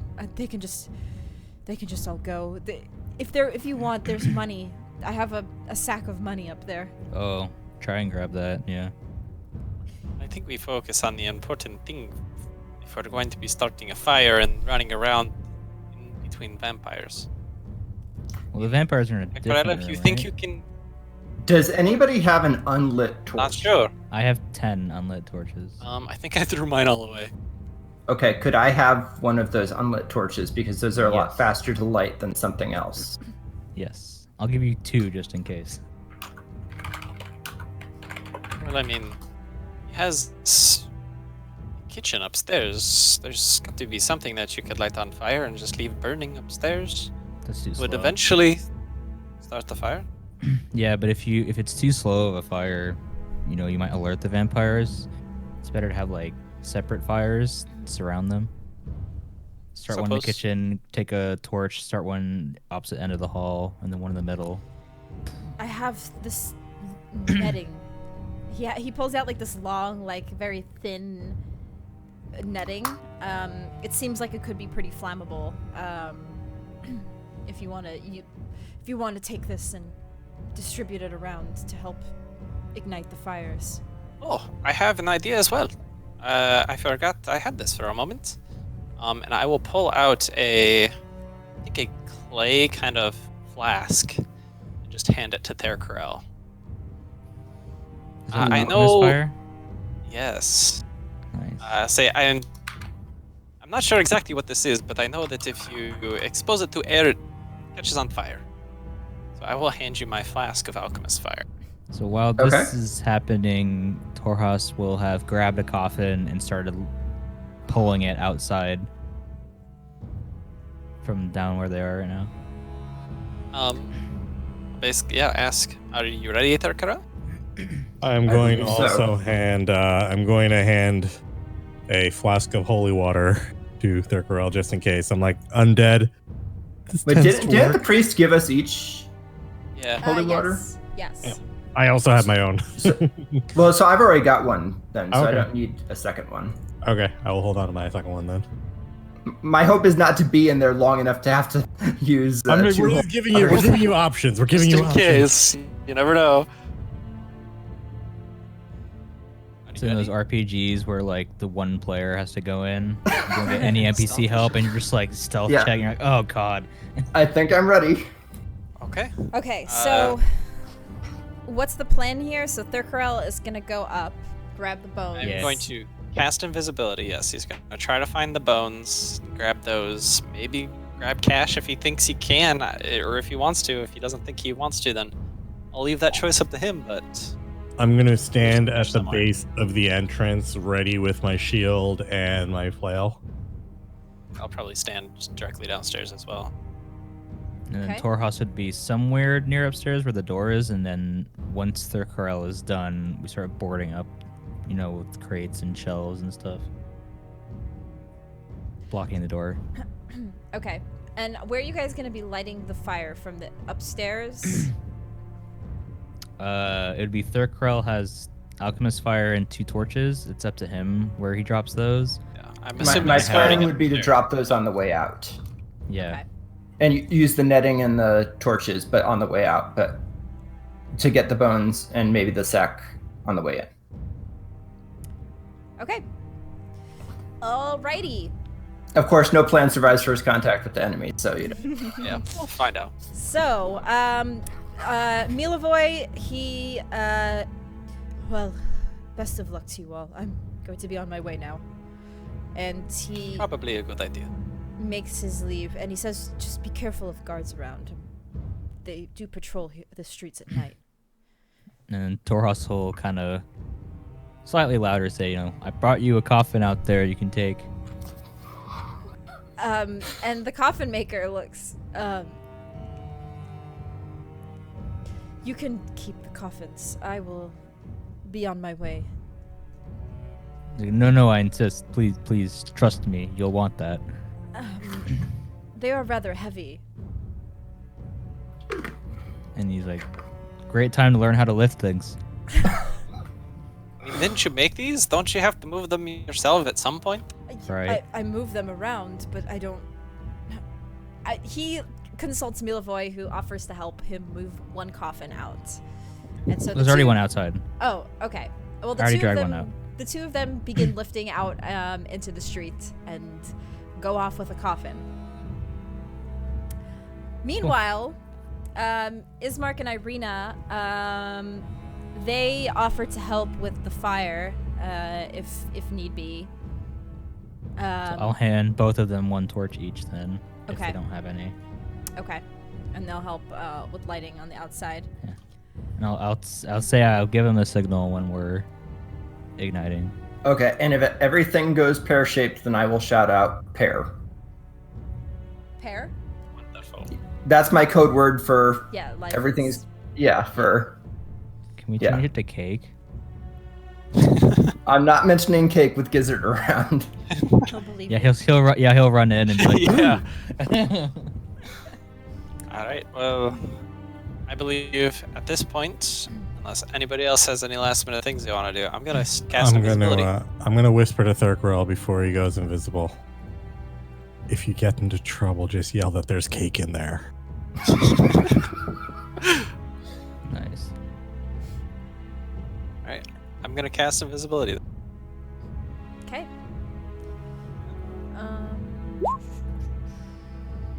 Not a 1. 4. So, give me 1 second. A 4. Okay, that's good. The moon hasn't exploded yet. The moon has not exploded. Are Is you that doing possible? the 10,000 one? We're gonna try it. We're I gonna think. try it. Yeah. That'd be so funny. Wild magic, aka random wish. So invisibility is just Oh, shit, touch, sorry, right? Yeah. Thought I did that. My bad. Okay, let me just check something really quick. I can copy and paste the invisibility status really quick if you want.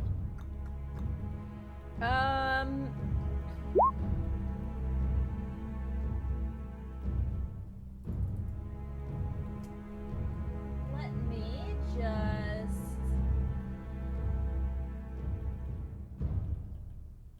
check something really quick. All right. So, go ahead and Thurkarel, you make your way up the stairs. Let me just reveal. And the other two, Gizzard and Tira, stay downstairs prepared. So you go upstairs and you open a door. It's barred shut still. So roll me a stealth check to try to open it as quietly as possible. Okay. 14. 14. Okay. So you manage to pull off the wood that he has burned on the door. It does make some noise, but you kind of stand for a second, remain quiet. You don't hear anything. So you go ahead and open the door. Can I pour a little oil on the hinges before I open the door? Sure. Just to make sure that they're quiet? Yep. Have oil? I do. I have 2 oils. He is a rogue. I guess. Okay. So, you head up the stairs. According to the Coffin Maker, he said this room, the one to the left, to your right. So I was saying as if you were going up the stairs. I know the map kind of shows it funny. You would be facing the left is the storage room where he said the vampires were mostly, and the right is where his kitchen and bedroom are. Bigger room, kitchen, and Yeah, so I would go smaller room. to the storage. kitchen and bedroom. Okay. So you open the door. You walk in. Roll me another stealth check to go into the kitchen. Jesus. Good job. I think you also get an advantage because you're invisible, but you haven't. Oh, okay. Roll me the other stealth check. Are you saying there's a chance they might have heard a 28, Tracy?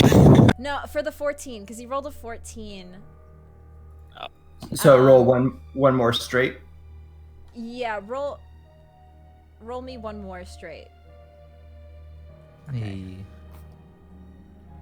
Sneaky. All right. You go into the kitchen. The kitchen contains a square table surrounded by chairs and shelves of provisions. And you, if you want to look around at all, let me know. Otherwise, there's one more door that looks like it leads to the bedroom. He said the bedroom for the bones, so I'm gonna go there first. All right. You open the door to Henrik's bedroom. This modest bedchamber holds a cot and several well-made pieces of furniture, including a table, padded chair, a bookshelf, and a wardrobe. He's sleeping on a cot. Why is he complaining about a cot? Nice. So, roll me an investigation check, Thurkarel, and another stealth check at advantage. Okay. I mean, would he have told us where the bones were? I mean, he said it in his bedroom, but investigation or advantage maybe on that investigation? It's pretty. It's fine. You are able to. They're not really that hidden. You open up his wardrobe and they're right there.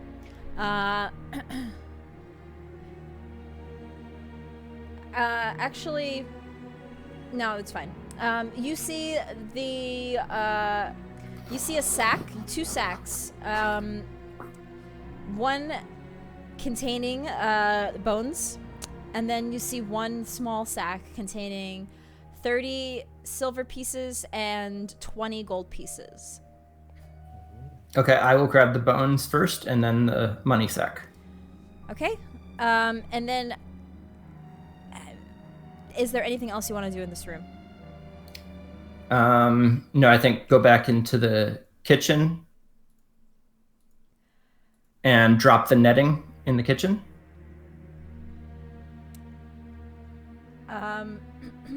Okay. Roll me another stealth check as you're doing this. And is this one at advantage? Roll me a normal stealth check. Okay.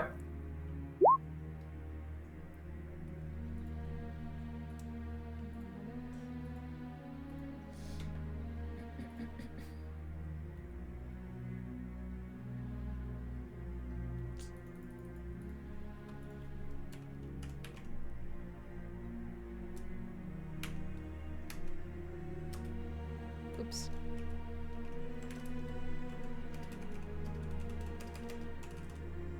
Why am I doing? Let me just do it this way. Ah, crap. Hold on. I just closed out a roll 20. Give me 1 sec. Could probably just use their passive perception as well, unless they're like actively searching. Yeah, you're right. It would be passive perception. Okay. You do successfully begin putting this netting along the floor, and yeah. Okay. And then I'd get like right to the door of the kitchen and then just light a torch and toss it at the netting and sneak down and start going down the stairs. Okay, roll me one last normal stealth check.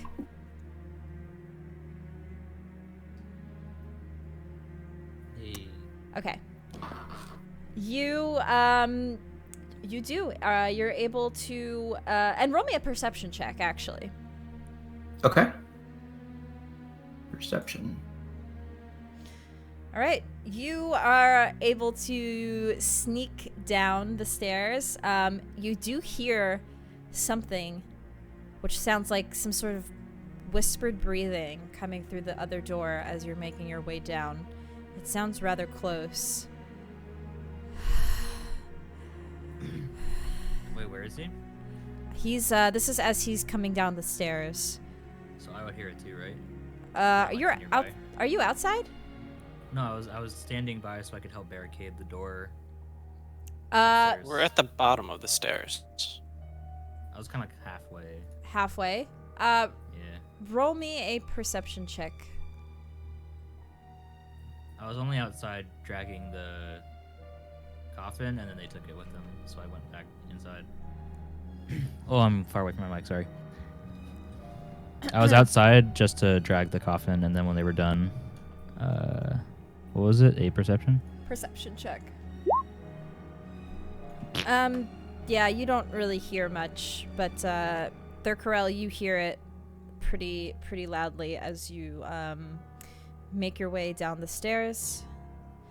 As the fire begins simmering a bit, you look. We're all just standing there, like waiting at the stairs. You guys begin to smell the smell of smoke.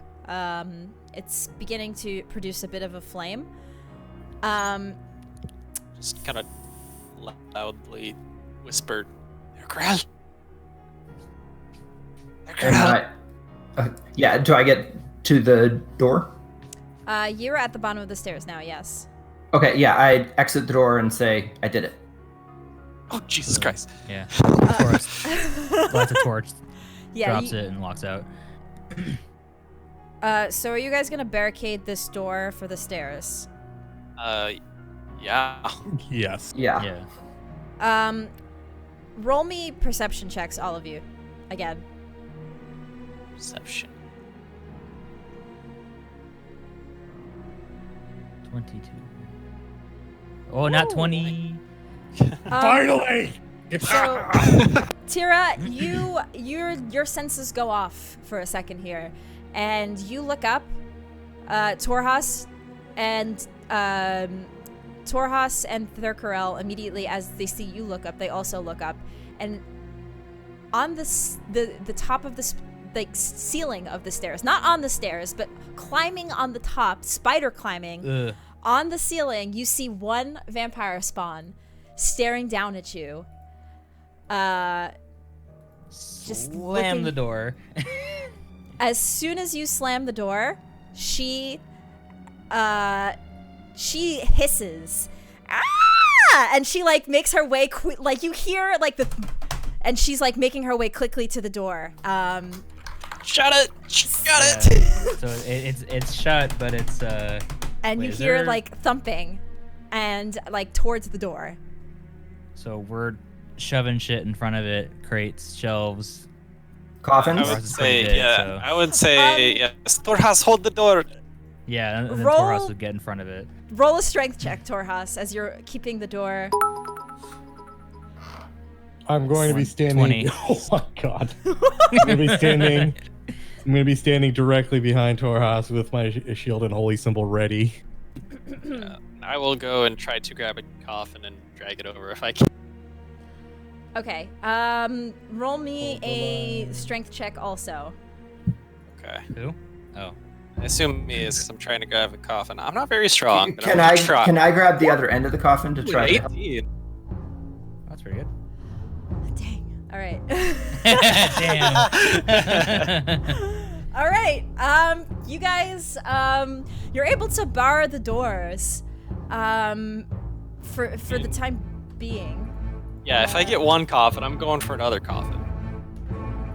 If he gets the one comment, I'll advise not to get the second and rather just leave because more will come. Yes. I can't hold this door for that long.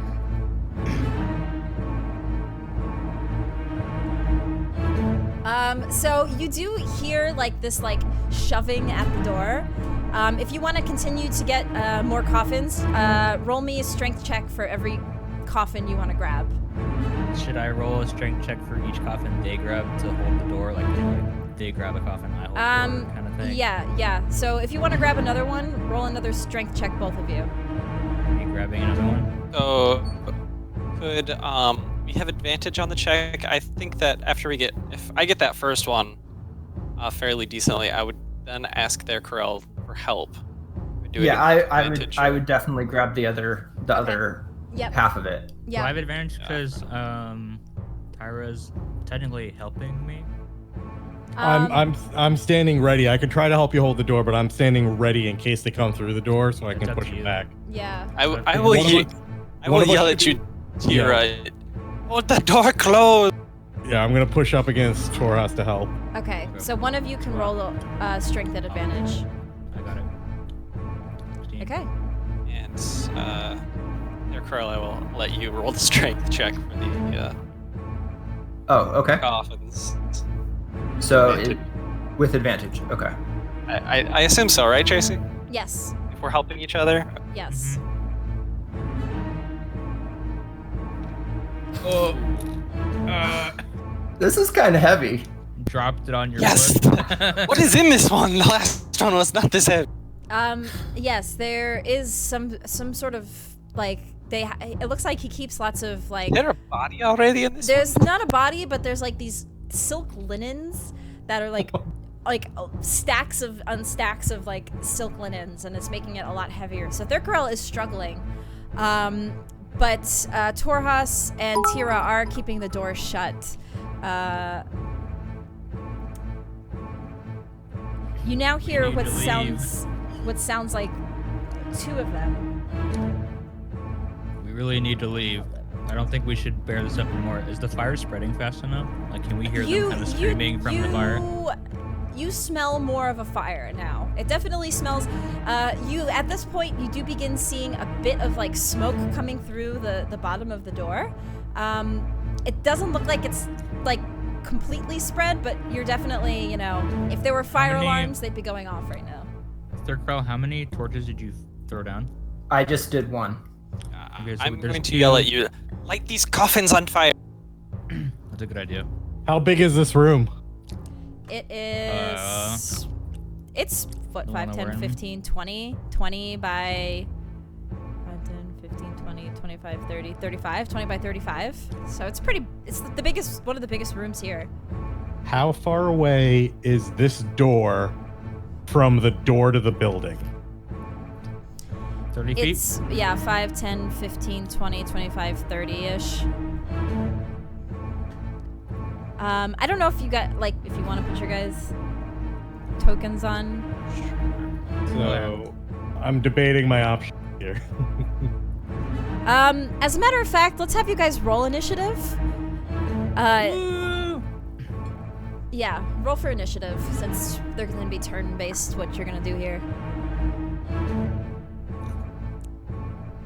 Jeez! Nice. Antira, I believe in you. I was just go badly. Oof. Oof. Not this time. Okay. So, You got the one good roll.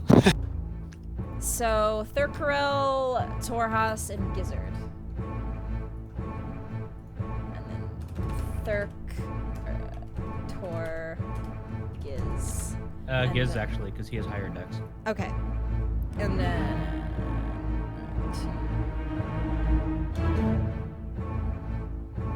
Remember, you can GM roll so we don't see the initiatives of them. Yes. So is the plan to get out of here, or to... Yes. Torhas strongly advises we leave. All right, so... You don't want to fight. So, starting up, Vampire Spawn 1 tries to tries to continue to break this door open. Oh god. So she rolls pretty high.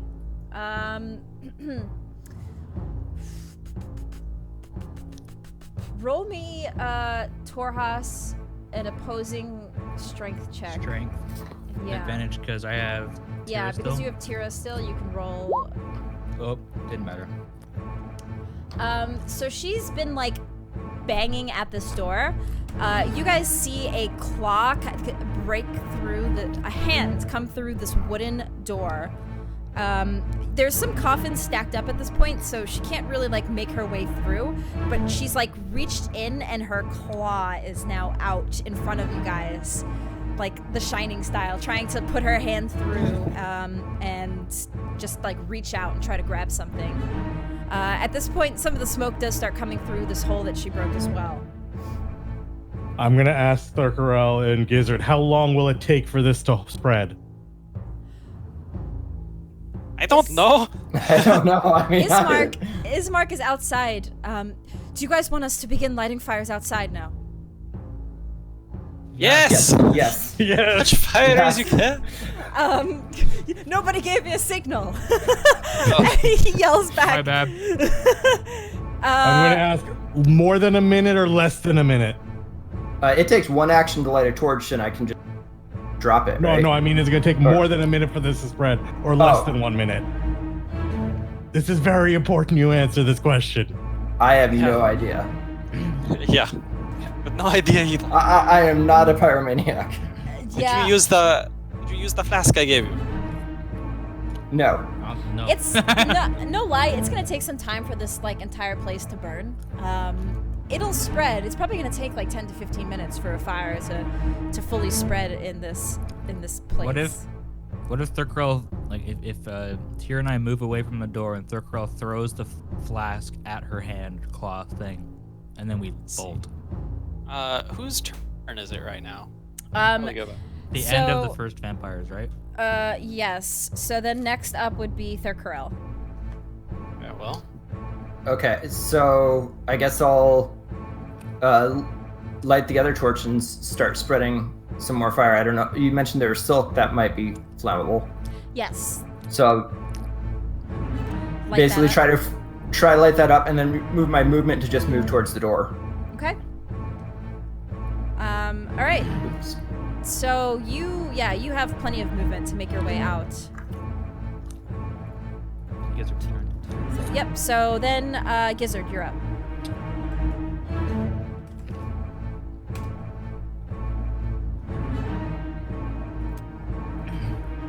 Gizzard. Okay. Yeah. Sorry. That's fine. So you tried to light some more fires with the silk. Is that correct? Yes. And he has one torch remaining from me. Yeah.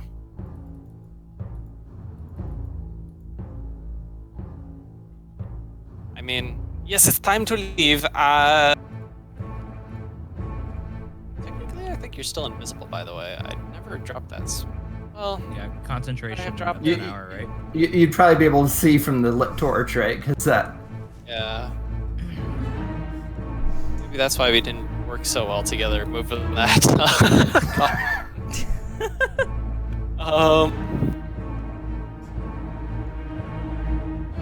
Man, I'm gonna do here. I think. So we can just see smoke coming from out underneath the door. So was he successful in lighting this? The silk down here. Yeah. Yes. There is now silk on Where is fire it? on the ground. I would assume. Okay, so since just they're on the ground? Yeah, it's probably not far from where you are right now because that's where he just Okay. was. Okay. I would say you guys grab these 2 coffins right in the corner here and put them at the door. I don't have any torches or anything. You know what I'm gonna do, seeing as you said that she burst through a little bit through the... I am going to attempt. It's probably gonna be a tough check, I assume. But I do have that vial of holy water. I'm gonna try to throw it through a small gap that she made.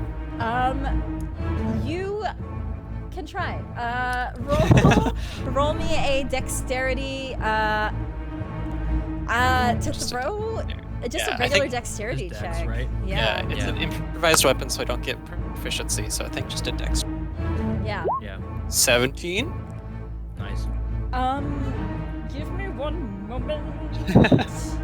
I mean, I know it's a tiny hole probably that she made, but Well, her claw's still 17's through not it, bad. right? Isn't her hand still protruding from the door? Yes. I don't think. Yeah. Yes. You could hit her hand. I'm just trying to think what the. Yeah, I guess this would. Let's see.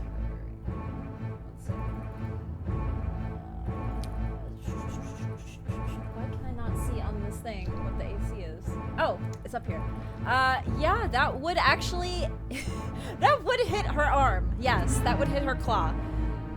As you throw this holy water at her claw, she immediately brings it back in. You hear another hiss, and she protrudes her arm back in. But you still hear this banging.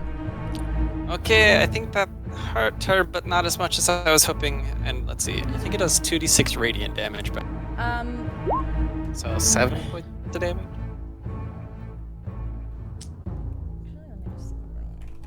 That's what it says on D&D. And that one, and Oh, that's does it say? Does it say? Okay. Yeah. 2d6 radiant damage. Okay. 7 radiant damage. Okay. Okay. Yeah, that's gonna. Well, and then after that, I'm going to kind of follow after Theric. Okay. Use your movement. What's your movement? Is it the same? What, 30? So yeah, I'll kind of shove my way past Theric if I can. Yeah. So you're I good. think that's Okay. my turn. All right, Torhas, you're up next. So I don't want to physically throw Tira, but can I grab her arm and Yeet her across now. you know what I mean? Like help them kind of skitter across the floor, away, grab, launch. I don't know. I don't want to well, pick her up and throw. I mean, you can try. But You could Tira, tell me and then hold your turn until after I go. No. Yeah, and if Tira Yeah. would be willing, of course, you should if you just did it, she might not. She might try to resist. So, yeah, if you want to ask her. Well, I think she's in my way, right? Yeah, but you can hold your action until after I go if you choose to do so. That's true. Correct. Yeah, I'll do that. Okay. So you hold your action, and are you gonna assist Tira if she The idea is pulls away? Get both of us out. Yeah. Okay. those are both Okay. I run see. out. I got you. All right. So the other vampire spawn.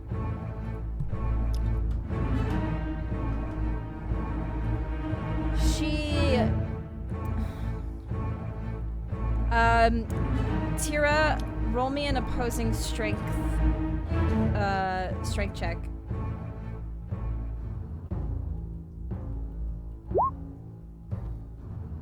Okay. I'm still blocking the door technically.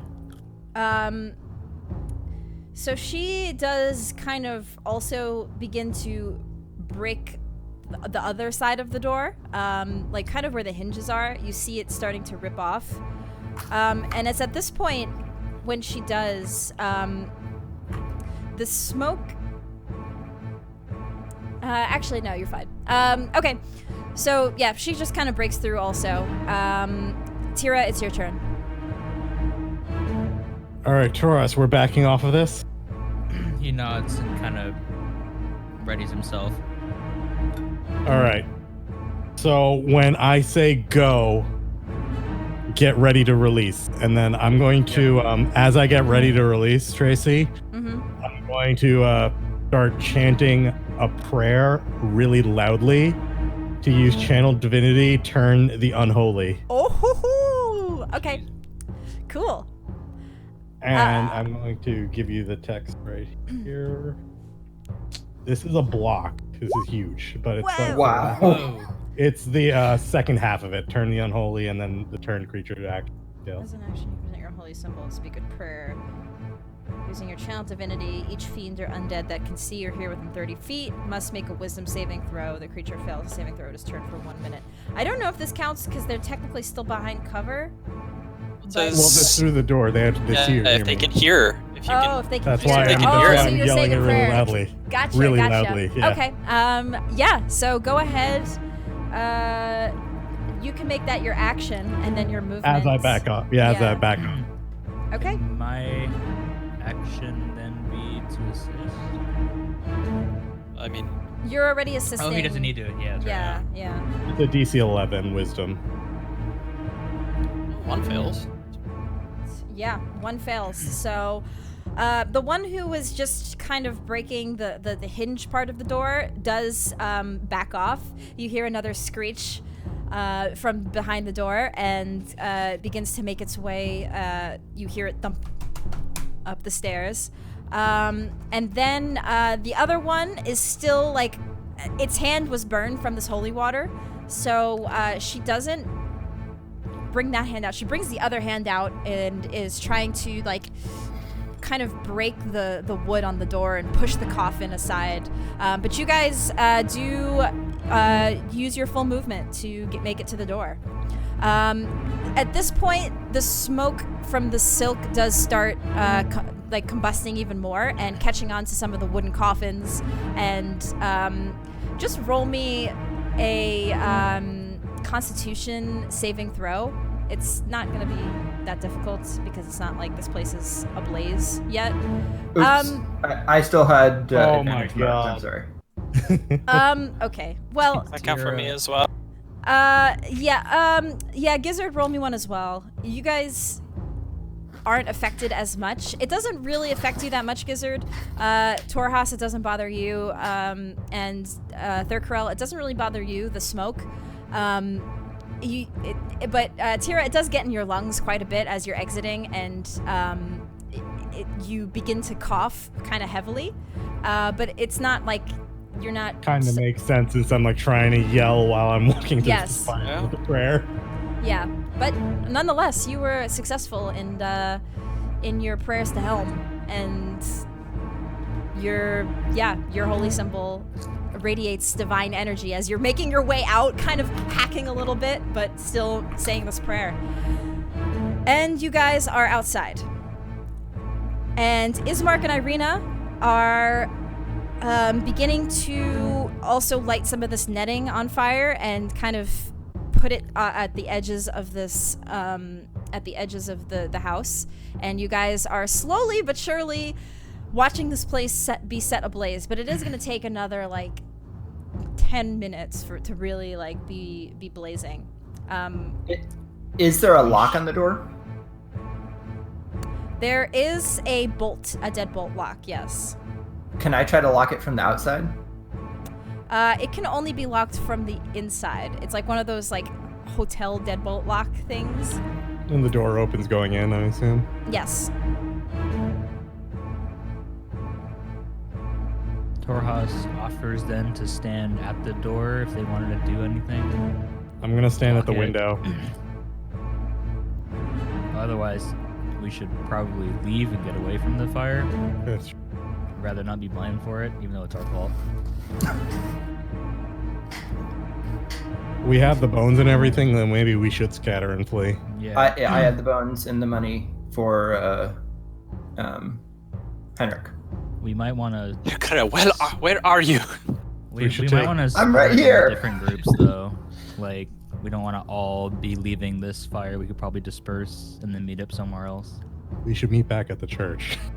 Yeah. Yeah. Actually, can I take a quick look around and see if anybody's around on the street? Roll a perception check. The entire town is watching you. 10. With pitchforks. I'm gonna do one too. Torhas, you do see two guards making boy. their way down the road toward the Coffin Maker shop. They don't look alarmed or anything, like they know something's up, but they're just patrolling. You went through the fire? Again, the fire isn't so significant just yet, where it's like, oh shit, that place is on fire. It's just kind of, it's blazing from the inside, but it's hard to Hasn't really. reached out yet. There is smoke generating from the door. You can see it immediately up front, but if somebody's like 20 feet away, they might not be able to immediately. Is see. Henrik still with us? No, you do not see Henrik or Milovoy. Okay. But Dip with the coffin. Irina, Irina and Ismark are still there. Okay. They come back to you guys. Do you have the bones? Ismark asks. Yes. They hear a disembodied voice saying yes. So, yes, and we need What? to leave in the opposite direction the guards are coming from. That I see. Well, I can see Thurkarel can probably make his way out. Goddamn rogues. That's Tracy, Damn rogues with not. high stats. Yeah, that's Tracy. That wasn't Ismark. No, Ismark too doesn't like rogues. I don't. Ismark's like, I used to play this game called Dungeons and Dragons. I fucking hate I'm rogues. probably gonna need some help moving. Yeah. How far away were the guards? Again, I sorry. think she said. About like You didn't 20 say feet down the road. So they're So they're pretty close. Then. Making the way yeah, down. That's yeah. like right there. So that probably means that they would have Already, noticed us yeah. come out of here. They're only 20 feet. I've been standing out here for like a minute or so. They are not paying attention, apparently. It's just another Saturday. They're not home. Nope, they don't immediately notice anything. Okay. We should leave. If I have noticed them at this point, then what I'm going to, I'm assuming that I have noticed them. That close. Yes. I told And you with the that. 10 Yeah. perception. Yeah, and Torhas informed Okay. everybody. Okay. Yeah, that's true. In that case, I'm going to cast Minor Illusion, which has a range of 30 feet. Oh, Okay. yeah. Behind them, I'm going to create the illusion of a dog barking, 10 feet behind them. So hopefully they turn around. Okay. And then I will say yes. We need to move in the opposite direction. So that's just, you can just cast that, right? Because it's a cantrip. Yes, it's a cantrip. Yeah. Yes. Okay. All right, you make the sound bork bork. A dog. A little bit better than that. Come on. Bork. Orf, orf. And they look. Seal? Is that the Baron's mastiff? The Baron has two That's why he has mastiffs, that name. as you guys remember. That's why he's called Borkovich. It's because he barks like Bork. Borkovich, yes. And they kind of look back for a second, and you guys have a window where you're able to kind of just sneak past them. So roll me some stealth checks. Oh God. Yeah. Which, Tira, technically you would have disadvantage too because of your armor. Yep. Clink, Actually, clink, do clink. I for chain? 15. Tell me. Check. Ooh, I rolled poorly.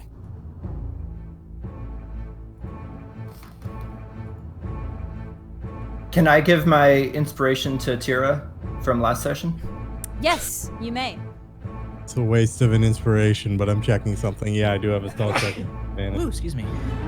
Yeah. So I mean, if given the inspiration, Whoa! well, it would still There you go. wait. If you Yeah. give him the inspiration, then I mean, it probably would have just been the first roll, though, right? Because it would have canceled out the disadvantage. So it'd probably be the 6. Yeah, or if you just want to try re-rolling. All right, Once. so once. Okay. Oh my God. It's okay because Ismark and Irina did not roll the best stealth checks either, and one of the guards rolled a natural 20 for a second perception. So he does notice. So Torhas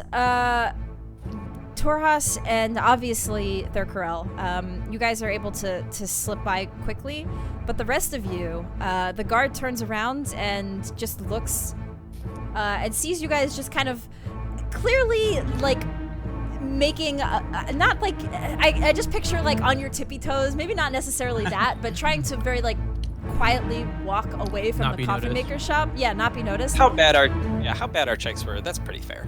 And one of the guards, he says, "Hey, what are you all doing? You're the out-of-towners, are you not?" I'm just gonna say, oh yes, we were looking for Henrik, but he's not home. Oh, well, roll me a deception Yeah, check. I mean, he's not home right now, is he? I'm actually asking because, like, You're not actually looking for him, though. You're not. I mean, I saw him leave. The deception isn't that he's not home; it's that you're looking for him. Yeah.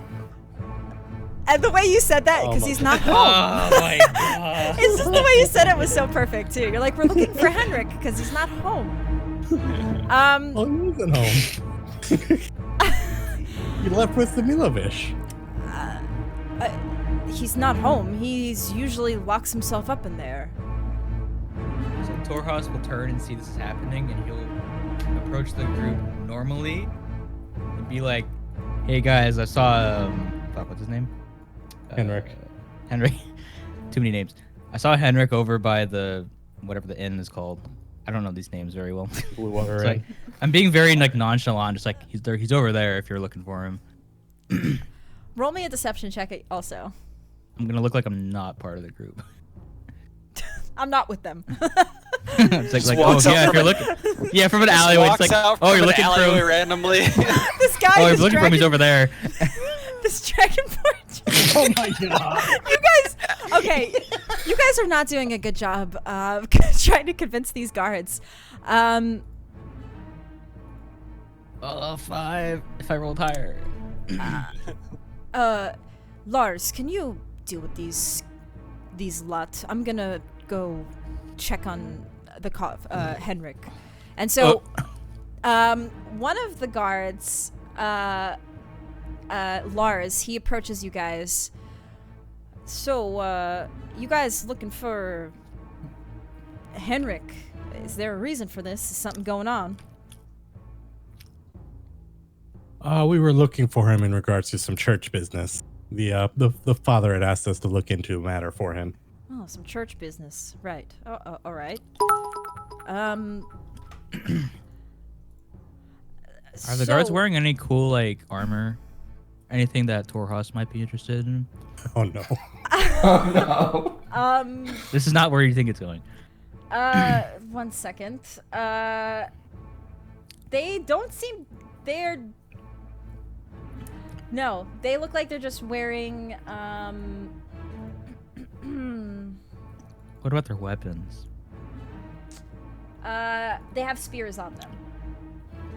So, since A chain Torhas shirt, shield, is and poorly appearing to not be part of the group, he's gonna go to the guard that's walking toward Henrik's place and be like, "That is a magnificent spear," just distract him from away from the building.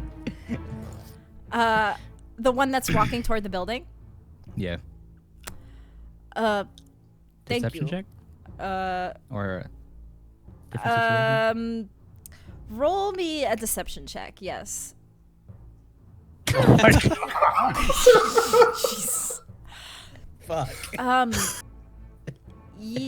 Y'all have something going on here, don't you? I don't know what you mean. Your spear is very well crafted. As you can see, I'm a soldier myself. It's at this point the guard who's walking toward the Coffin Maker shop. Oh my god, it's on fire! Oh my god! It is? The Coffin Maker shop is on fire. Lars, you need to go get the other guards. And Lars immediately goes to he's like, okay, and he runs to go get some more guards, and I'm gonna go to Ismark, and I'm gonna turn to Ismark and say, do we turn to total honesty, or do we try to stop them? it looks kind of bad right now, not gonna lie. I think we should just tell them about the bones. Torhas punches the guard. Are you okay? Roll me an attack roll. Oh, wait, I'm Unarmed not strike. I forgot to add that one. There's a loose end. The other card is getting. Wait, I can't add it for some reason. Why is it not letting me? Just do a strength roll. Just a strength 20. roll. Yeah. That's your 22. proficiency, so 24. Yeah, you hit What's him. the damage? It is Roll. Right in his face. one. Roll your Damage is damage. 1. 1d6? It's just 1 plus your strength modifier for unarmed strike. Oh, 5 damage to the face. He dies. Serious? A guard has 4 hit 5 points. HP? Oh, I am going to immediately run over and try Oh, to. wait. Oh, sorry. I was looking at a commoner. Oh my god. Yeah, I was like, I think they have like Yeah. 11, I was right? like, Oh my god. Oh, this scared me. I was sorry. Okay. They have like 11 HP, don't they? They have 11 HP. Yeah. Oh my Okay, god. good. I was like, uh-oh. I'm like, you just punched his head off. Yeah. His skull just goes flying into the wall. He dies. I mean, if you want him to die, it's your call, but... No. You sucker punch him right in the face, and What are you doing? And he tries to apprehend you. So he will... I'm going to yell out, they're gonna get the other one. At this point, I mean, we can't have the other guard running to go and get everybody else. How far away is the other guard from me? Like 10 feet at this point. Yeah, at this right? point, he's probably 10 feet away. We're still invisible. Yeah, can I try to non-lethally Oh, God. attack him to try to knock him out? As soon as you attack somebody, though, you lose the invisibility. I lose the invisibility. Mm-hmm. Yes. So you may roll to attack at advantage. Yes. And Sorry. I'll Okay. yeah.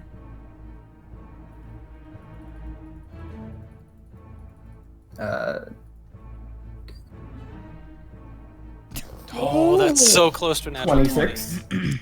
Yeah, you hit him if you want to try to punch him to knock him out. Oh, sorry, I rolled that with the dagger. Should I? If it's, Is it different? Like hit him. I was thinking like hitting him with Try like like the hilt or back of the dagger type thing, Yeah. not the stabby. Okay, I see what you're saying. Yeah, that's fine. You could still roll to hit. Well, Okay. 26 is the hit, so you could roll Sorry, damage. roll damage. Sorry, roll damage. Okay. Would he get sneak attack from that? Oh my god. I mean, he's technically attacking you with the finesse Yeah. weapon, right? It's just bludgeoning instead of piercing, probably. You can like choose lethal, non-lethal. I thought. Yeah, I'm choosing Yes. to do non-lethal. Yes, you can knock him unconscious if you want to use sneak attack also. Okay. Sneak attack. How do I? Sorry. Oh, You you have did to 9. toggle it before you roll. Oh, Hit the okay. thing. So as long as you roll a 2 or higher, you will knock him out.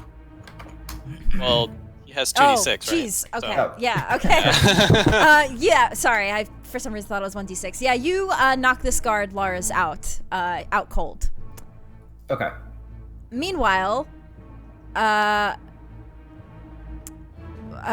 took a yeah, big the other punch to the guard face. just got punched in the face for what was it, 5?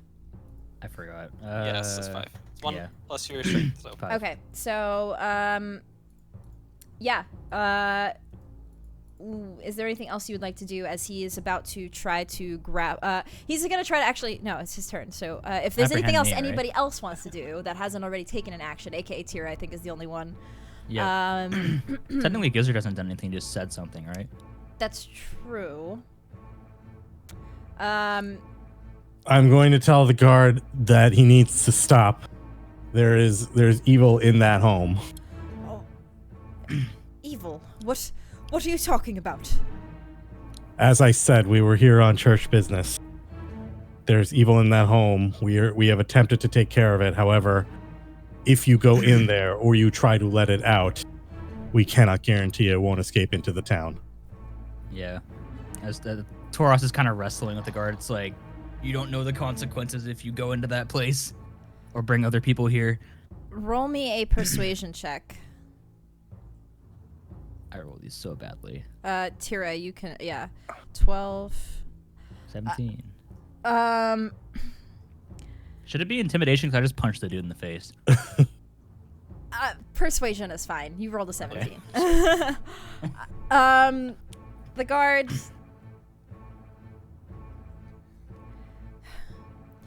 All right, we'll go back to the church. I would. If it was me, I would roll the persuasion check. Would be a disadvantage because you punched him in the face. Yeah. That's why I said maybe. He seems to be more convinced by Tira right now. He seems a bit more genuine, not so much Torhas. We'll go back to the church, and if Father Lucian can speak for you all. And this business. I will agree to go back with him. Like no resistance. I don't know about the others, but yeah, which direction is the church? I think it's the far west side of town. Well, like in comparison to where we're on the other side of town. It's on the other side of town. Well, yeah, but in comparison to where they were coming from versus, like, are we going to turn him back around to the now knocked out guard, or can we leave in the other direction? He will see the knocked out guard. We should bring the other guard with us. We'll pick him up and carry him with us. I'm willing to carry him. I was not expecting this fight to go the way it did. Yeah, there was. The guard. Somebody should stay here and make sure that this fire doesn't spread outside of here. And if there truly is an evil, we need to make sure that this is. We'll stay here for now and make sure this place actually does stay ablaze. I will defer to his city guard judgment, at least from my perspective. Sorry for punching you in the face. And I'd make sure Lars is not too close to the building so that he wouldn't get like smoke inhalation or catch on fire or anything. Can we sit him up against another building or something? You can sit him up against the fence by the Coffin Maker shop. And if you guys want to stick around to make sure that this place does burn. Can we send Thurkarel to get Father Lucian while the rest of us stay here? You can. Because then Thurkarel can give the bones back. Sure. I will head off to the church. Okay. So the rest of you stick around and make sure that this place is burning. At this point, the smoke really, you begin to see the flames, and you hear flames from the inside. You see more and more smoke coming through the little cracks in the doors and the windows. Even though the windows are barred, you begin at this point to see the smoke coming out, and it's definitely a significant. It's really catching fire now. I'm gonna keep saying a prayer to Helm. Yeah. At this, hear anything? Screaming at vampires. You hear some screeching, and looking at the front door, you see that they are trying to. You see that one. Or you see something moving at the front door. I'm going to come out. It would certainly look that way. I'm going to stand towards the front of the door, shield and flail ready, just glaring at the door. The guard takes a few steps back. What is in there?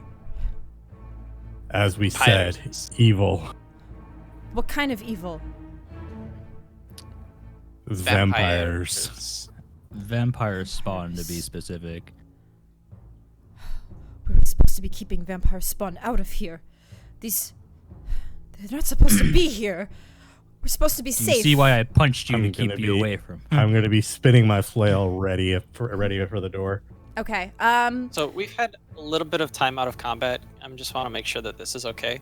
I can transform as a bonus action some of my spell slots into sorcery points. Okay. Would you allow me to do that during this amount of time without worrying too much about that, or? Yeah, that's fine. Okay.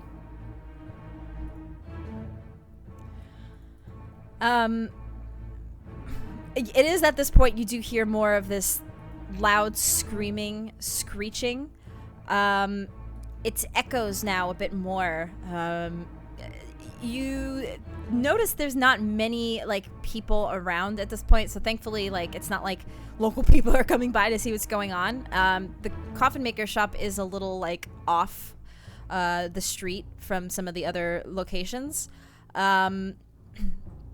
The vampire spawn, you hear it on the other side. You hear it agonizing now more and more. And the flames are engulfing at this point. They are like, you see part of the interior or even the exterior begin to melt and crumble. Some of the pieces of wood and plank falling. And this place is really like set in a blaze now. It even lights up the area around you so much you can see. And the fire is really going as Tira continues to say a prayer in front of the door. I'm going to tell the guard it may be time to start calling the fire brigade. Yes.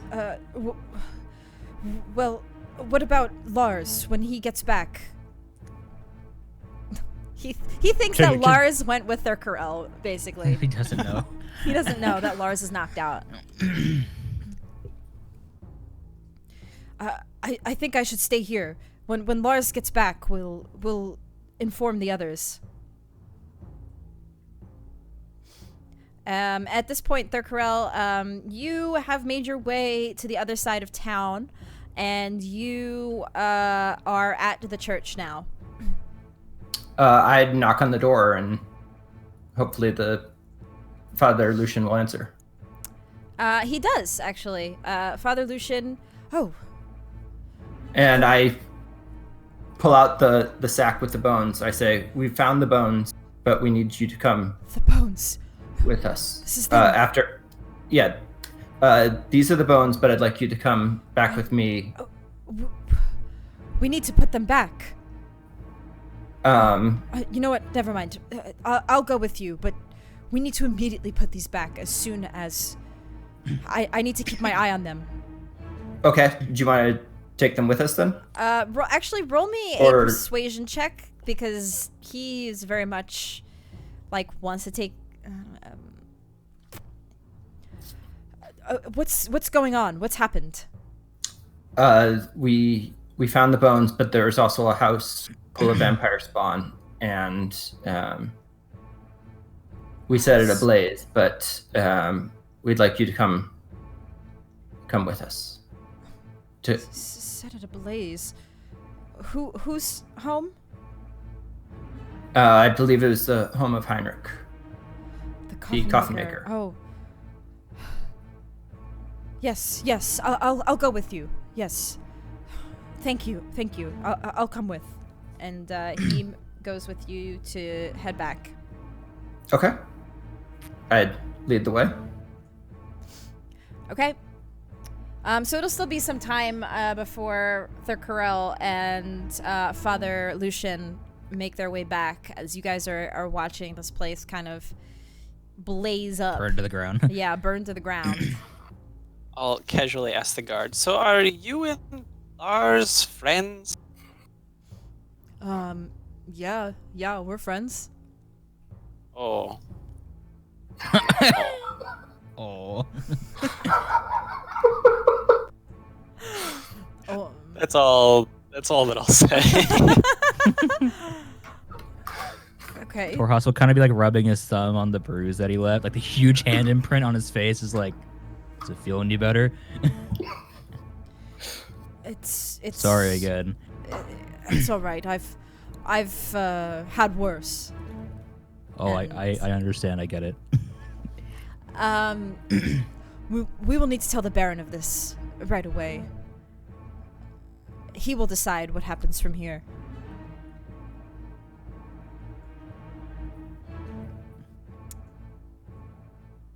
All right, so we just wait for yeah, them you to guys, come back, right? you guys are waiting. So about like 5-10 minutes go by, and Thurkarel and Father Lucian do make their way back. Father Lucian stunned by the Coffin Maker shop just set ablaze right now. Oh, the Morning Lord, help us! What's happened here? This is Well, there were some vampires, and Point out to the father that Heinrich did indeed try to coerce Milovich into stealing the bones. However, he was being held captive by vampires within the house. When we came to interrogate him about it after Milovich came clean, he also came clean, and unfortunately, there were too many of them, and this was the only way we could think of to safely deal with them. Said that they were forcing him to steal the bones for them. the vampires. They wanted the bones. They must work for the Devil Strahd himself. Well, you all were successful in getting the bones. That's very brave of you all to get them. Thank you. Not the most elegant solution to the problem, however, as I'm still like glaring at the doorway. Yes, it was wise to try to burn this place. The vampires, they will burn. By the light of the Morning Lord, they will burn. I'm gonna hand back the alchemist flask to the alchemist fire, since I didn't use that one. Cool. The guard, having heard all of this, so Henrik and Milovoy, they were conspirators in this. The Baron must know. They were not. I'm just gonna point out that they were not given a real choice in this matter. Do take that Or into being consideration. forced by these vampires. They were both being. The Baron will decide their fate. I am going to look at the father and say, "Do not bring Milovoj into this. He was coerced and tricked into this. This is between, and Heinrich was blackmailed by these vampires. Do you really wish to bring Milovoj and his family into suffering over other evil?" And Henrik, as well, has just lost his business and home. He needs help more than anything else. Has he not been punished enough? Roll persuasion checks. Oh, I was not on roll 20. Ooh.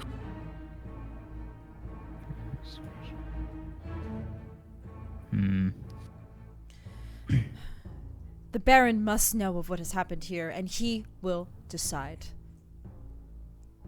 Punch him again. I was gonna say I'm really tempted to fucking knock this dude out. But not with the father there too. I can't knock them both out. Father's not asking to go report things, is he? I would assume he'd be on the same page, right? Tracy, is the father on similar page? He looks. Roll an insight check. Oh yeah. Because if the answer to this is he's on a different page, I will punch the guard.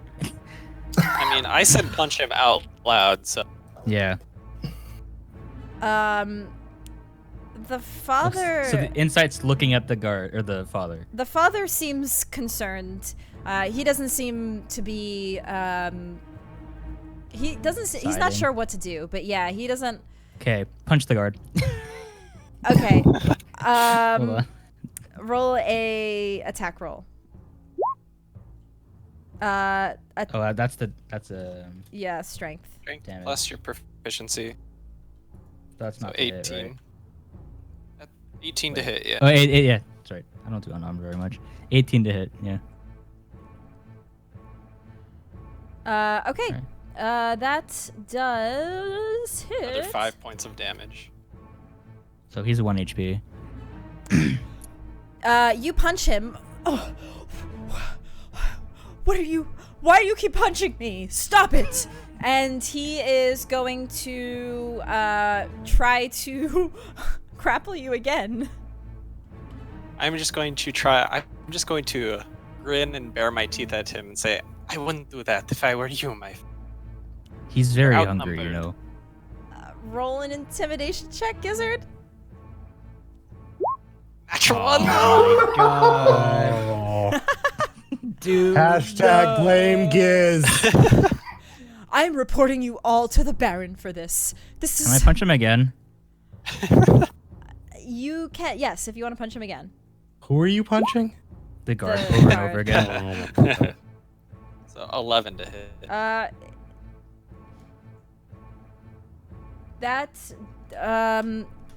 Misses. That misses. How do I miss something point blank? You swing again and just it's he's blocked, ready I this guess. time because you've already punched him twice. Yeah. So he kind of moves. No, not this time. And he will try to grapple you now. So roll me a strength. Strength check. saving. Athletics Or- check. Roll me an athletics check. Sorry, Or acrobatics. if you prefer. athletics. No, athletics. Acrobatics you can use to escape. I've learned the hard way because I've tried to escape many grapples and I'm not very high strength, so I'm always like, acrobatics? Okay, so you rolled a 23 and he rolled a 19, 20. So he rolled a 20. So you are able to, he puts his arms around you, but you're able to easily like just break out and move out of the way, and that's it. I'm going to the Baron right now. I'm gonna try and grapple him. Yes. Roll me another strength. Oh shit, he rolled that one. All right, you do grapple him. I told you you don't want to try that. He's gonna kind of. Torhaus is gonna kind of keep him like, no, Help! please. Help! All right, I'm punching him again.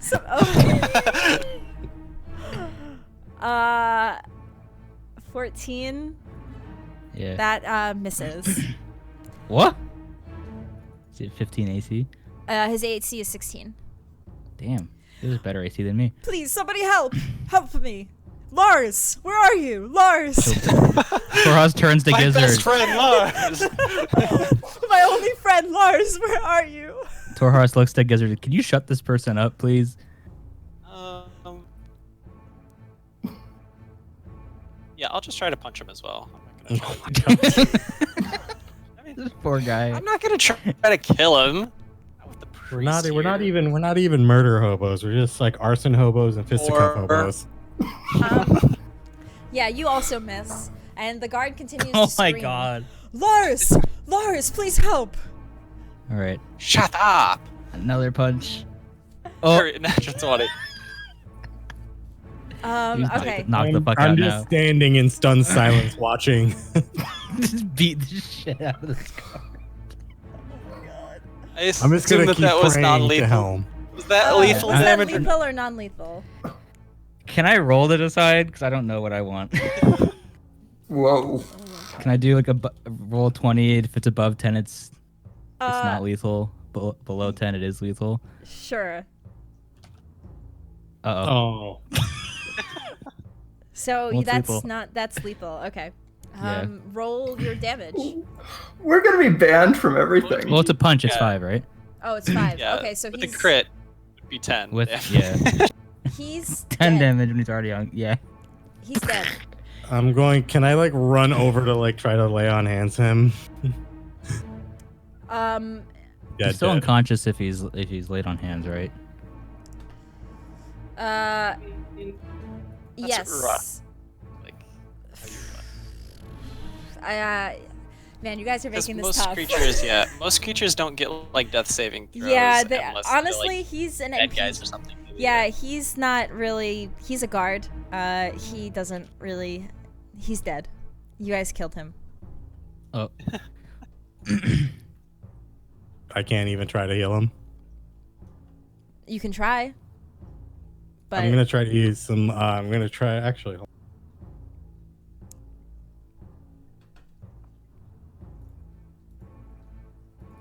I'm going to try to use healing hands on him. Okay. That heals for 3. Hold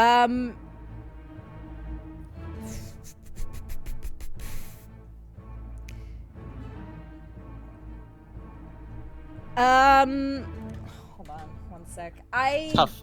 roll, Yeah, like, I'm really. not sure how to rule this because he is just the guard. Yeah, you could roll it either way. Like, you could roll that it doesn't work because most NPCs don't get death saving throws unless they're very important, or you could roll it, well, it was right afterwards, maybe it has a shot. Yeah, immediately So, after I punched the shit out of him. You Father, could roll it either way. Father Donovich comes up to you, Tira, and puts his hand on your shoulder. I know your intentions are pure here, and you weren't trying to harm him. Or at least not trying to kill him. And he says a prayer.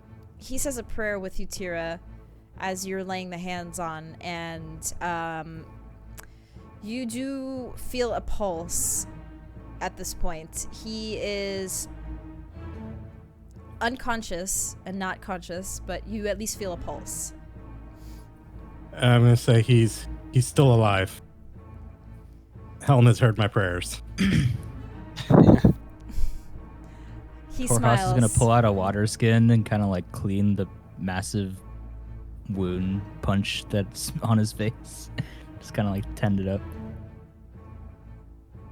Well, we still have to deal with him, though. He still wants to report us to the Baron. I assume. Well, maybe we can see once he wakes up. Maybe he's had brain damage. Because he just kind of like looks up towards the boarding building after he says that. Wait, what? Say that again? I said, well, we still have to deal with him once he wakes up, but perhaps he has brain damage. And I just kind of look up at the burning building as I say that.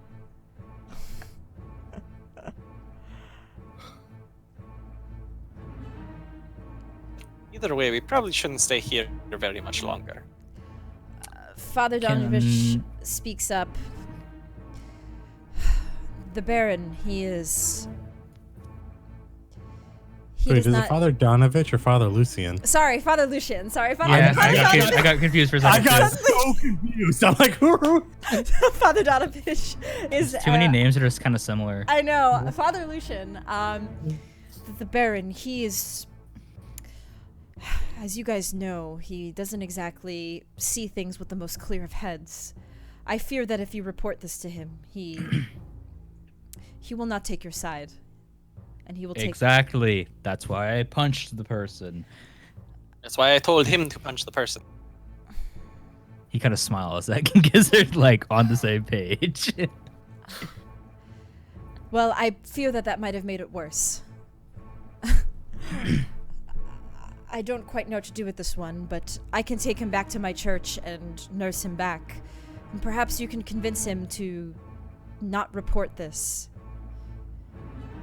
What if you take them back to the church? We're not there. You lie to them about what happened.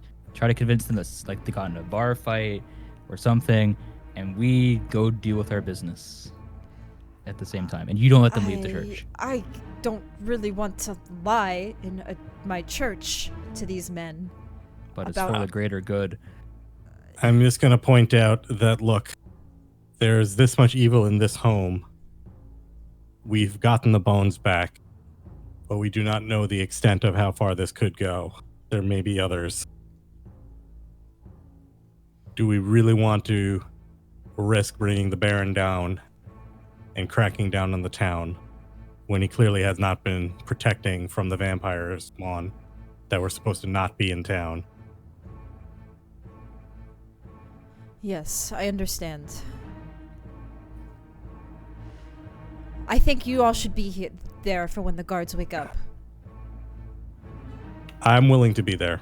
I don't know. I don't necessarily think we should have Torhas there, but I'm willing to stay with the father with the guards. Yes, agreed. You mean Torhas. guards? I don't think you should be there, Torhas. Agreed. What do you mean? What do you mean guards? Are we taking the other guard back with us? Well, are you going to just leave Probably him should take here? both. I'd say let's take them both back to the church. Yeah. Okay, I suppose.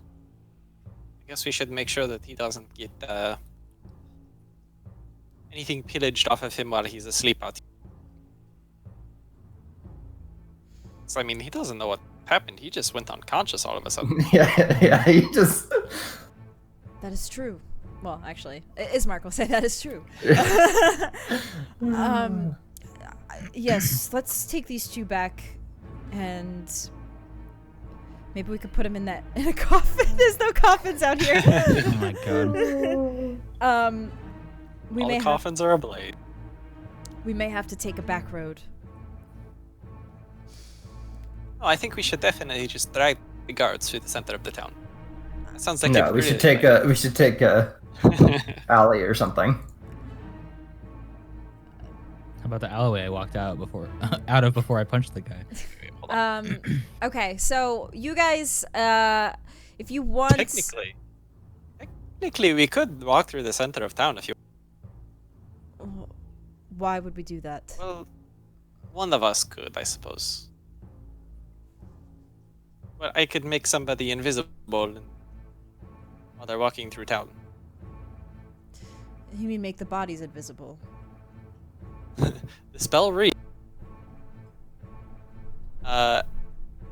Anything the target is wearing or carrying is invisible as long as it is on the target's person. So if they're carrying the body already, would that count? Yes. Yes, that if you have 2 spell slots to cast it twice on the 2 bodies. Well, it's concentration, so I could only do it on one. So you could do it on 1. Yeah. If you, or you could just try to risk it and take the 2 in a more stealthier route. Up to you I don't have guys. level spell slots yet, so I can't cast it at a higher level.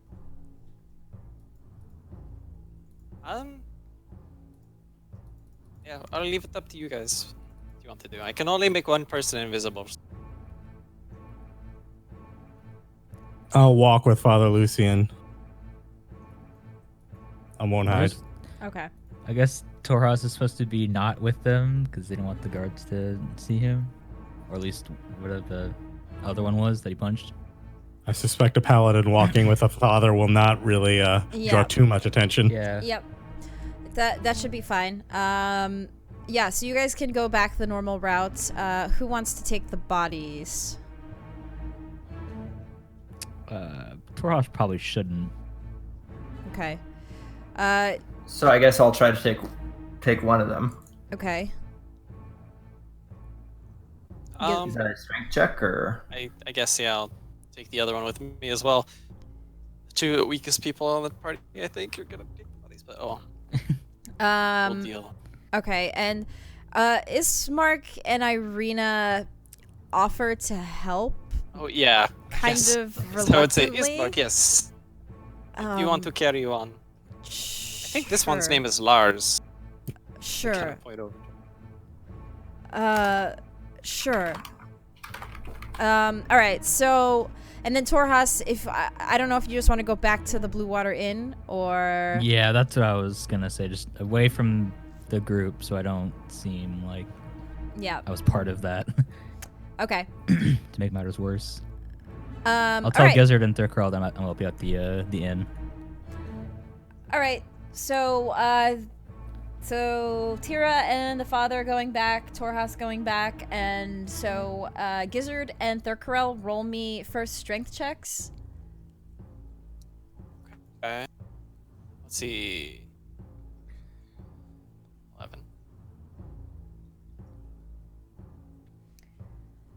11. Thurkarel, you and Ismark are able to do a good job carrying the body. Gizzard, you kind of are struggling with Irina. The 2 of you are. With your legs. Your legs. I'm trying. This is not a normal thing to be doing, lifting a body. You lift it the same way as other things, though. So, Thurkarel, you can roll a stealth check normally, and Gizzard roll at disadvantage because you're struggling with Irina. Disadvantage. Still 11. Okay.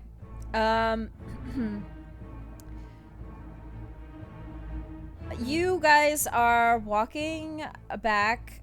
You happen to, as you're walking, one person does spot you. It looks like that half-elf man that you saw, Rictavio. He is walking. Actually, how tall would you say these people are? They're Scar. how Are they larger than a 5-foot cube? probably not. Cool. I am going to cast.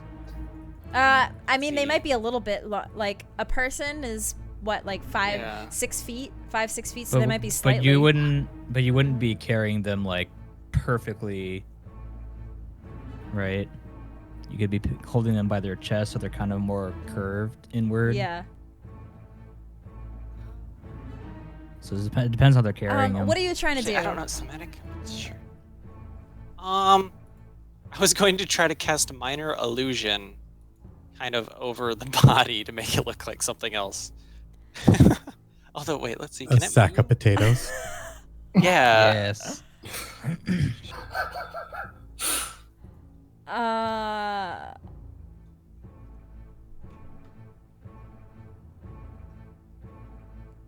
Can you pull the minor Yeah, sorry, illusion I'm spell reading up? myself. Okay. Should. That's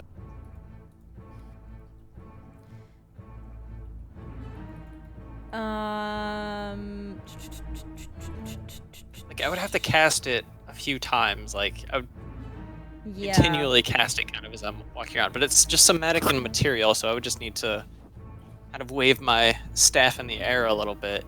Something. Regardless, you are still spotted by Rictavio. He notices you doing something. He does not.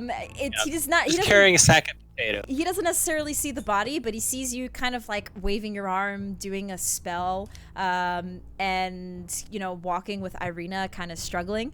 Do you need help there, friends? He approaches. Oh, we're fine. We're fine. Just a big, lots of potatoes. We're going to have a great stew tonight. Will you be at the inn? Yes. Eventually. I think actually, that we are going to make a quick stop with these potatoes first, though. Oh, is there some sort of cook-off happening? No. It would be great to have some great potato stew for our circus that we're planning. If you happen to get some extras and want to bring them by my wagon. Sure, if there's extra. I mean, technically, this is for a small job that we're doing. We found a small work in town. This is an errand. We're delivering this Oh. to someone's house. Roll- They are having this stew. Roll a deception check really quick as you're continuing to elaborate on this this fake story. Dad.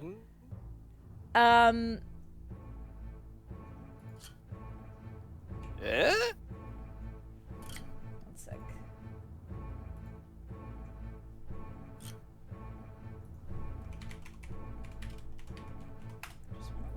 I like how we still have this intense music going on. Intense carrying. Oh yeah, is They have the some, like, building basically burned at this point? The building was burning, and thankfully it didn't look like it was like spreading outside of the house or anything and catching other things on fire. It looked like it was somewhat contained of a fire. It may go out naturally on its own. You guys probably may or may not want to check back and make sure everything's okay.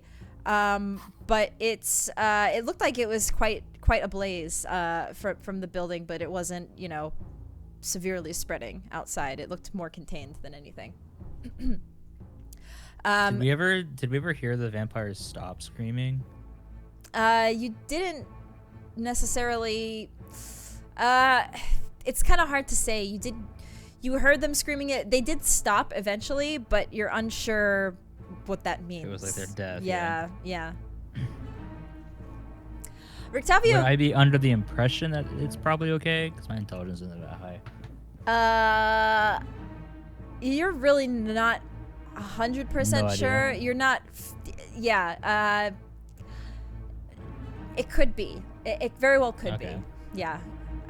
Rictavio says, well, perhaps you can stop by the inn. There's actually something I wouldn't mind speaking with you and your crew about. Wonderful. So yes, if you want to come by the inn later, or if I'll see you there, I suppose. We're all staying there, of course. So Of course. And I'll, I like you so much. I will ask the person we're delivering these to if they mind giving a few potatoes. I will look forward to those potatoes then. Wonderful. Be seeing you. And he smiles. Yes. Just wave my staff in the air. and- Yes, be seeing you as you continue to, Yep. to cast the spell with those words. It recreates the sack of potatoes. Irina, let me help with the potatoes. And she's like struggling. This stew's going to be so great. And she's trying also to play along with your story. And you guys eventually do make it back to the church with these two unconscious guards. Lay them out on the pews, and the father tries to, gets like a warm rag to put on their heads and, try to nurse them back to I am consciousness. the worst paladin ever. As I walk in the door, I would ask, Father, do you happen to have any potatoes here? Nice. I don't know. We have communion bread. There might be potatoes at the Blue Water Inn. Oh, that... Thank you, Father. Yes. Is Torres at the inn yet? Yes. You would have made it back to the inn at this point. So I'm like conversing with the bartender and all that. It's like, I haven't had some good starch in a while. Do you have any potatoes around? You would have had no idea that. No, I know. It's just coincidence. I had just Quantum entanglement of Dungeons and Dragons. we can take a break there because we've not yet actually taken we've not taken any breaks. Go get some potatoes, make some stew. I just had some fries, so. There you go. We'll take a break here. Good job, guys. You managed to survive vampire spawn. What's Tater's precious? We survived it, Potato. but we did not maintain our Potato. dignity in doing so. Mashed up chicken Put them in a stew. stew. Potatoes. All right. BRB, y'all. Yeah. All right, chat. BRB, I have to pee. Sorry for TMI. Pet Minnie. Yes, where is she? Minnie. I will try. Oh, here she comes. Are we muted on stream? No. Okay. I will pet Minnie. Oh, Minnie, are you alright? Did I just run you over? I hope I didn't run her over. She like ran over. Are you alright? Come here. You good, Minnie?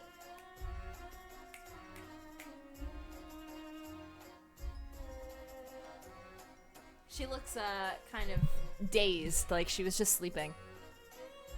I think she was just under my bed sleeping. Alright, Minnie has been pet. Okay, guys, I'm gonna go take a quick break. I will be back. BRB.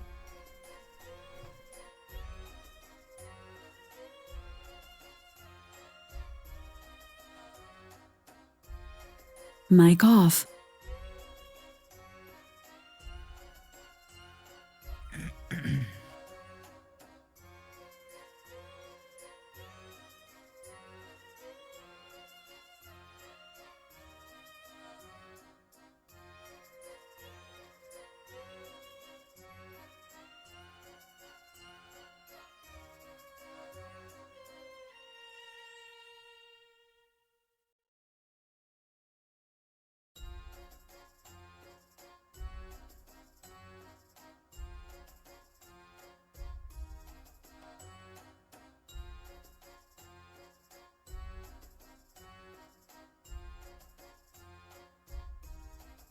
We're going for about another hour, right?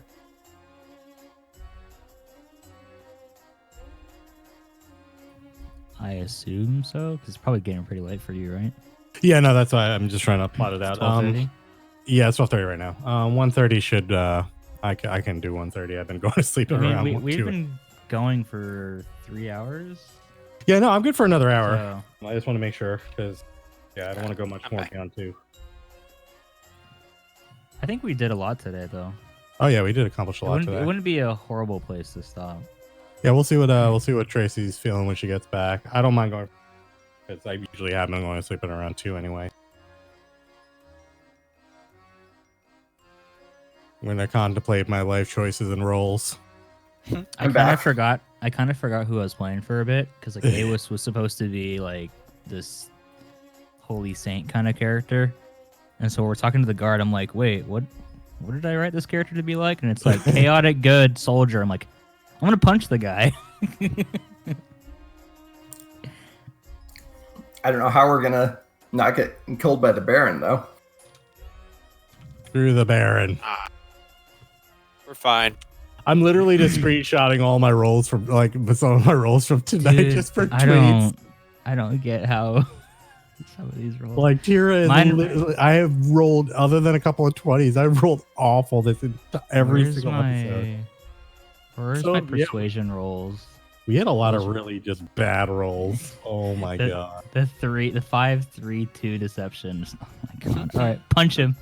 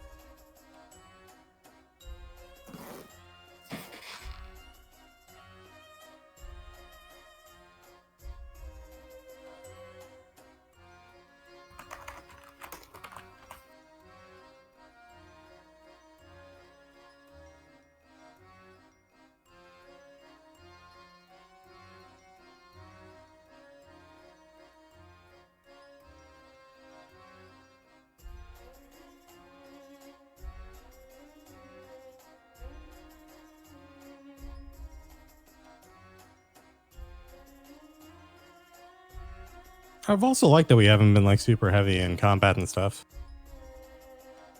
I was a little bit excited. Except against to the guards. hear- Well, that wasn't Yeah. really combat. That was just tomfoolery and shenanigans. Alrighty. I was kind of excited to fight the vampires in the ceiling, and then she's like, "Yeah, they're vampire spawns." I'm like, "Just kidding." Nope. Mic on.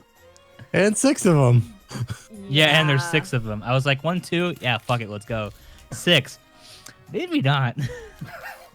Yeah. Was that the combat you were worried about, Tracy, or I is was there something worried. else? I was worried about that.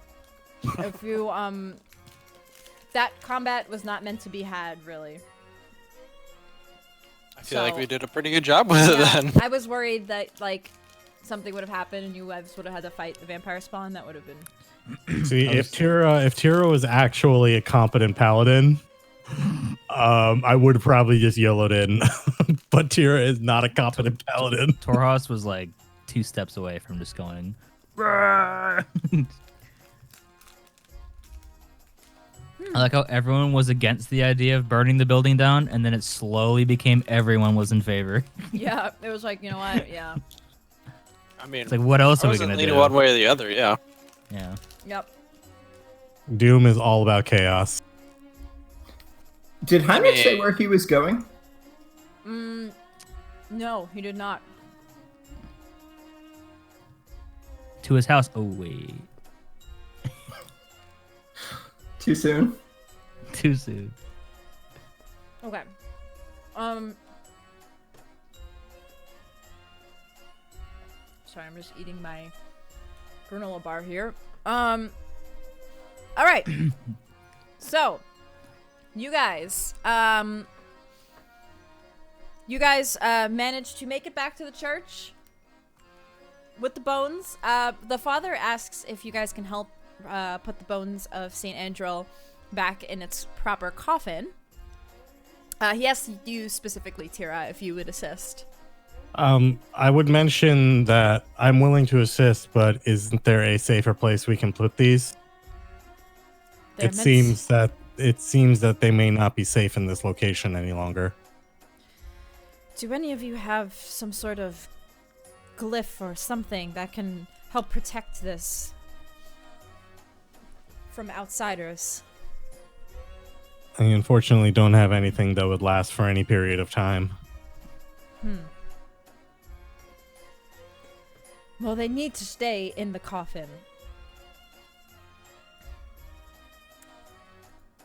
Perhaps we can figure out some way to better protect them. Either way, we leave them in your custody. Thank you. I truly believe that if they stay here, we will be protected from vampires. How exactly do they protect? Saint Andrew was a warrior for Lathander. He wasn't just a saint, he was truly a warrior. He kept the Devil's Strahd at bay. I'm going to talk to Father Lucian. Actually, really sorry I cut you off. Oh no, go ahead. Yeah, sorry, I'm a little tired. I was gonna say that while we were on our trek, we were told of a powerful force for hope and a symbol of great hope, and that it would be among the buried dead. Is there anything among these bones that you think may be meeting that description, since it may be necessary on our quest that we are undertaking here? A symbol of great hope buried among the dead. There might be, but to be completely honest, there's graves everywhere in this land. I don't know if it would necessarily be here. There's nothing that I know of that's buried here. The bones are the only thing.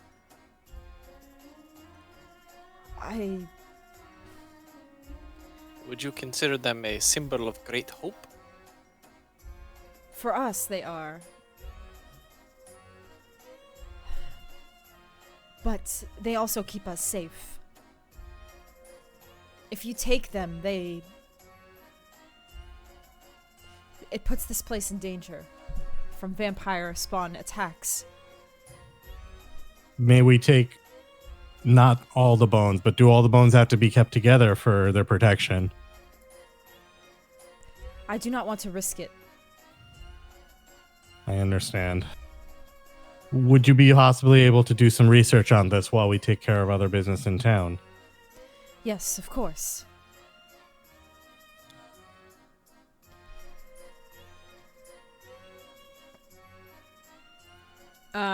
And so eventually you guys hang out at the church for a little while. The two guards do come to after a while.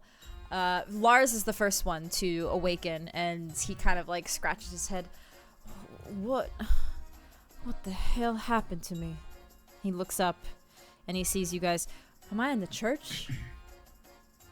I'm going to sit down gently and be like, yes, we brought you to the church after an incident at the Coffin Maker's house. I saw. Dealing with a great evil. You ran to get help, fell down and hit your head pretty hard. Roll a persuasion check. As it is, it's more fuzzy for Lars than it is for the other one. So Okay, I'll take persuasion. Did get hit by the invisible man.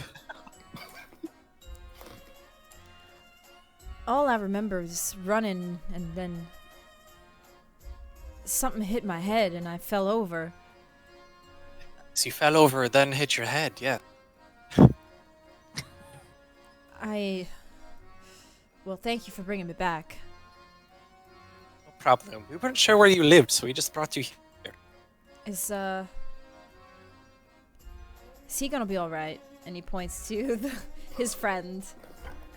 Yes, he tumbled quite a lot and got his face hit a few times. Very strange. You guys I'm need just to be gonna more careful. I'm gonna shake my head and be like, "There was a great evil in that home." It was what kind of great evil? Let's talk with Father Lucian and everyone together. Father Lucian does come back in. Yes, there were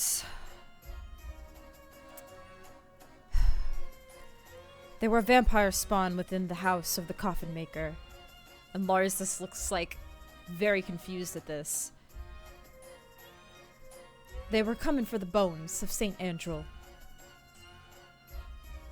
But these brave heroes were able to get the bones. And the only way to take care of those vampire spawn was to burn that place to the ground.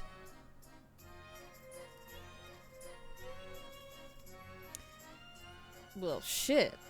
I didn't expect... I'm gonna wipe some of the soot from my face for emphasis.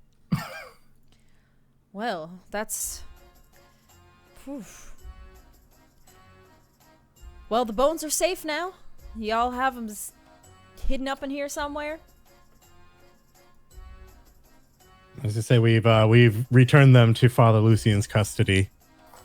We will leave it to him to determine the best place to protect them. Yes, they are here, and they've returned. They've returned to his And hopefully grave. they will be protecting the church and the town as well. Yes. Well, y'all have me convinced. I think that this was a good thing you did. It's unfortunate about the Coffin Maker's shop, but He was aware of what was going on, though. Like we made sure he was out safe before. listen. My friend here, Marcus. So he is your friend. Yes, he is my friend. Marcus is a little bit harder on the rules, if you get what I'm saying. Yes, very much. He's gonna want to go back to the Baron with all this. I'm willing to let it slide and we just kind of move on now that everything's all right. But I don't think he's gonna be as easily convinced. Do you have any ideas on how we may convince him to be more flexible in this situation? Again, Well, we did not intend to break any laws here, and again, this was for the greater good of the town. Even he himself was aware the vampire spawn should not have been here. I can see your intentions are pure. You, looking at all of you, you probably could have easily killed the both of us, but you didn't. I gotta Kind say, of just look. Gizzard just kind of look back and forth to the party. Nervously a little bit. They'd be like us. nervous laughter. You're not murder hobos, so no. I hate to say it, but this city, it's got its fair share of corruption. One way you could maybe silence him is with a little bit of gold if you have some. I'm not saying that's the way to go. He puts his hands up like innocently, but I'm just saying that is one way to do it. Does he like gems? Gems are a little harder to sell in this town. Usually you can make your way through with just cold, hard gold.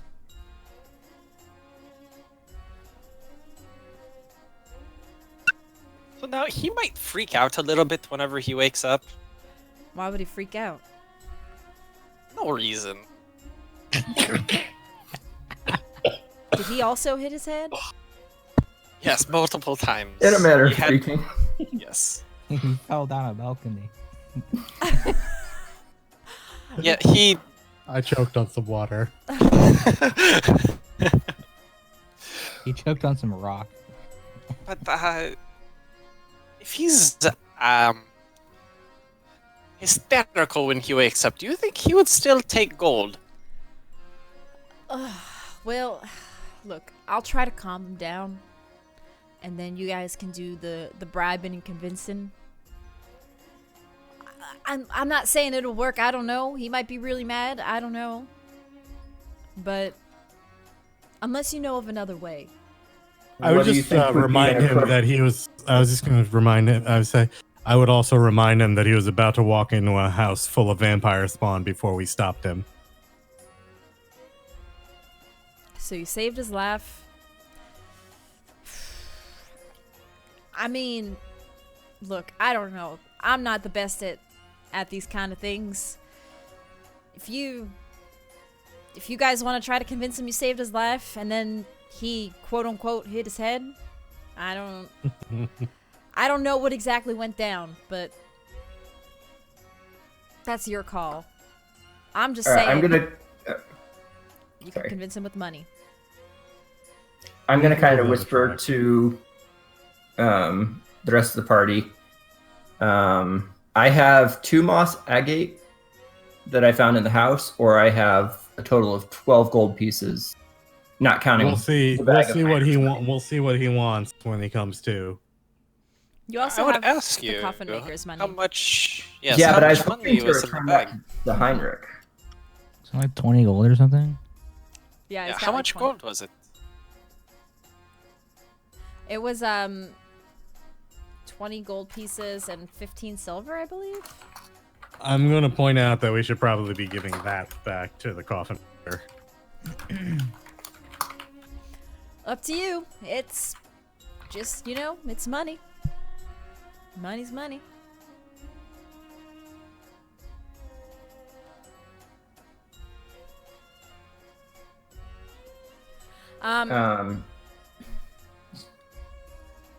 Do you guys know how much a good bribe would be?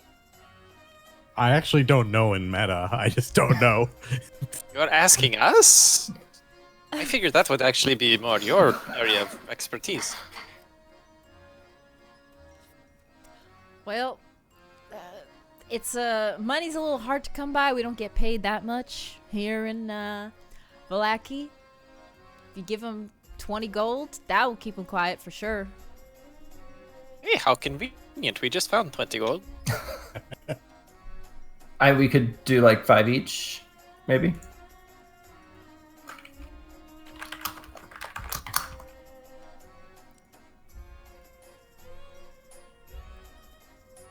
Oh, I guess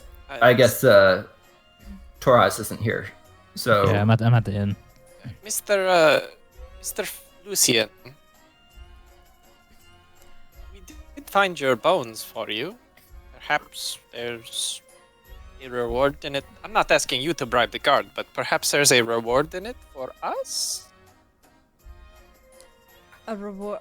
You're asking the father if there's a reward. Yes, for finding the bones. And Well- returning them. I don't have much of my own. I could offer you, for now, more holy water, and I could, if you do encounter any more vampires, that might help. And I could try to do some research on this thing that you're speaking of, that Tira told me about, that lies within the dead. I'm going to perk up. I suppose that is a fair enough compensation. Although we did almost die, but I understand you don't have much. I appreciate your help. Thank you, and I appreciate yours. I truly cannot thank you all enough for what you've done. so Oh. just I will say, actually, would you be able to work out a better deal with us for the Blue Water Inn while we stay in town for the next day or so? As we're seeing as we're Yes, attending to numerous perhaps matters. put in a good word for us. Yes, of course. I I will let them know. We You should be- appreciate it. Yes, you should be able to. If I go and talk to them tonight, you might be able to stay for free. Wonderful. So, let me just ask: do you guys have like 5 gold each? I do, but Yeah. I don't have much past that.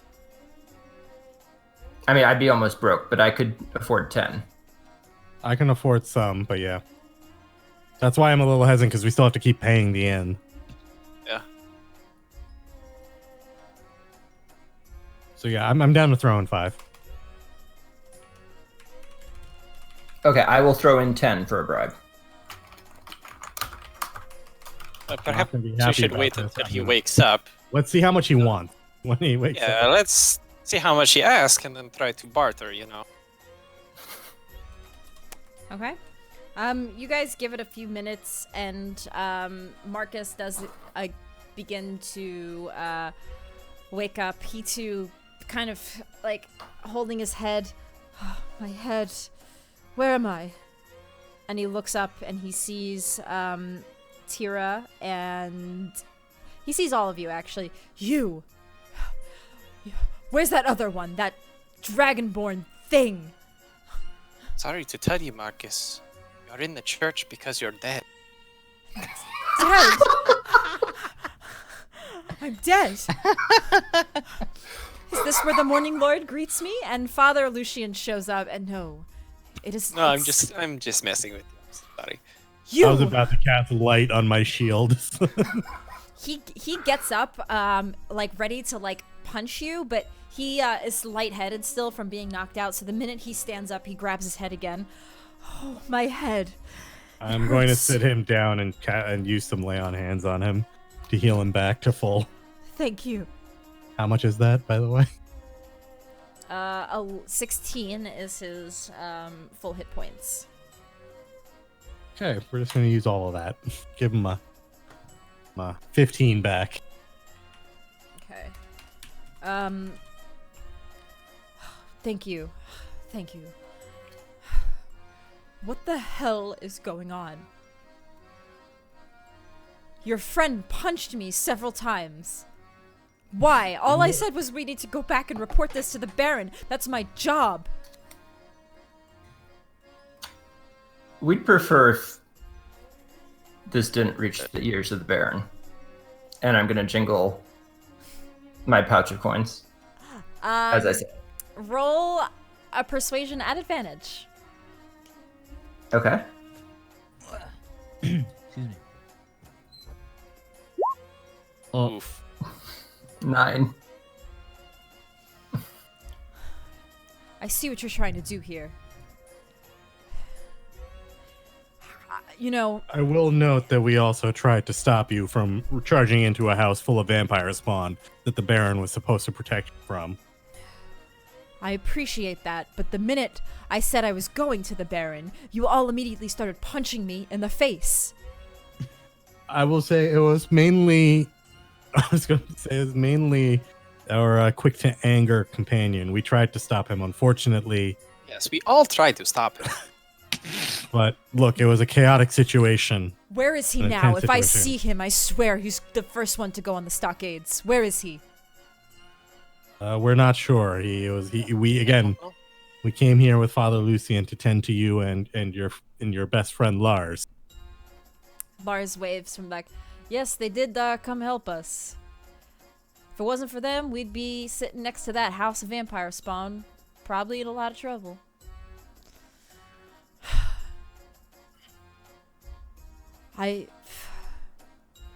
Why are you all so against me going to speak with the Baron about this? He runs the city. He should know what has happened.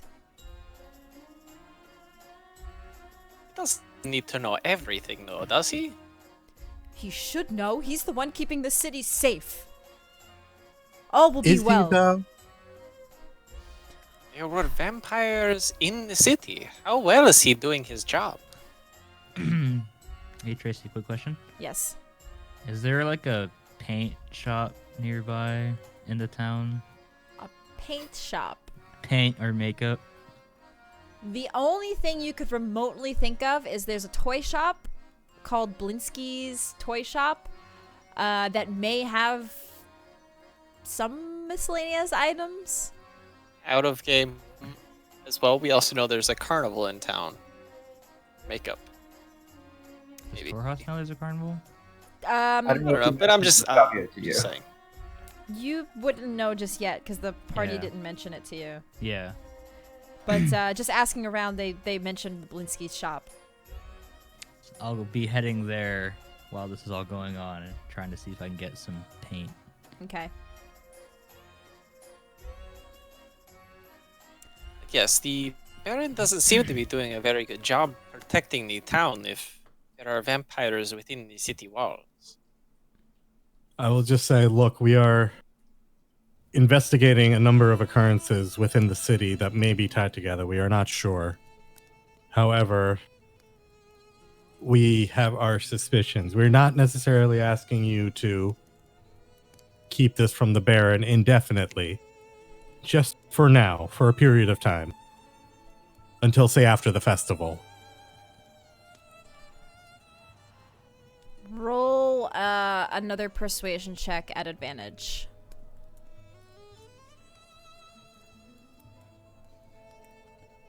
Yay! Nice. Wow. Nice. Well, there is a lot going on in the city. The Baron has a lot on his plate right now. They are gonna eventually find out about this fire. I'm But- sure they'll find out about the fire very soon. All they need to know is However- that it's a fire. And again, the vampire spawn can be identified from the remains of the fire when it's investigated, can it not? Yes. Fine. You all are right. I will keep things under wraps for now. But You after don't want to start a panic right before the festival. after the festival, if they start asking questions, Then you can be truthful. fine. I will do that then. For a fee. He says. As he saw that Thurkarel did jingle the coin purse, so he's a little bit of a scummy guy. I'm gonna wave to Thurkarel. Say go ahead. Yeah, tell him. Fine, give him the pouch of gold.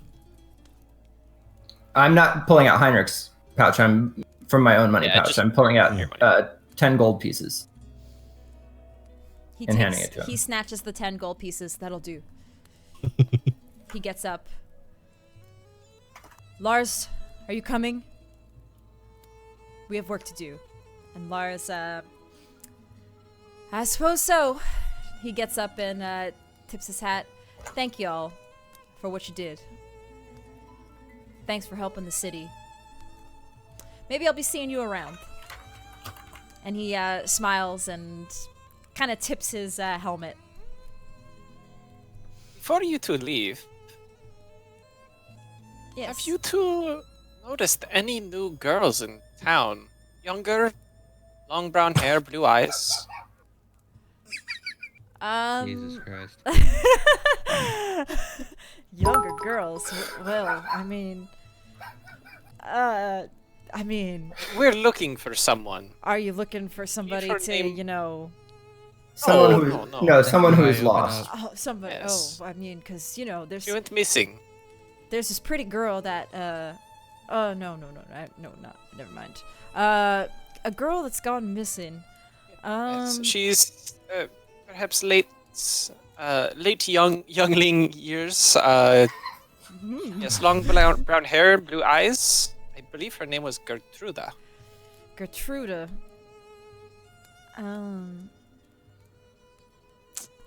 That name doesn't seem to ring a bell for me. Does it for you, Marcus? No. I've not heard of a Gertruda, and I don't know of many young girls coming into town, really. There was one girl who passed through. She was, Vistani woman, but she didn't look like all the other Vistani who usually carry instruments, things like that. She had a sword on her back and long brown hair. Are you sure she was Vistani? We're not looking for a Vistani girl. Damn it. That's the girl I'm looking for. Not that I know of. No. Nope, doesn't ring a bell. Where did this Vistani girl go? She was passing through town. She was here for a day or two. Seemed like she was looking for someone, and then she left. I think she headed west. I don't know. So towards Kresk, I think. risk? Yes. Thank you. I don't know exactly what she was doing, but she did. Yeah, she only stayed for a day or two. But we don't get many outsiders, so if we would have saw a young pretty girl like you're talking about, maybe we would have noticed. Thank you.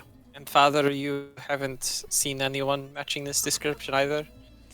No, not that I know of. No, we've not seen any young girls like that pass through.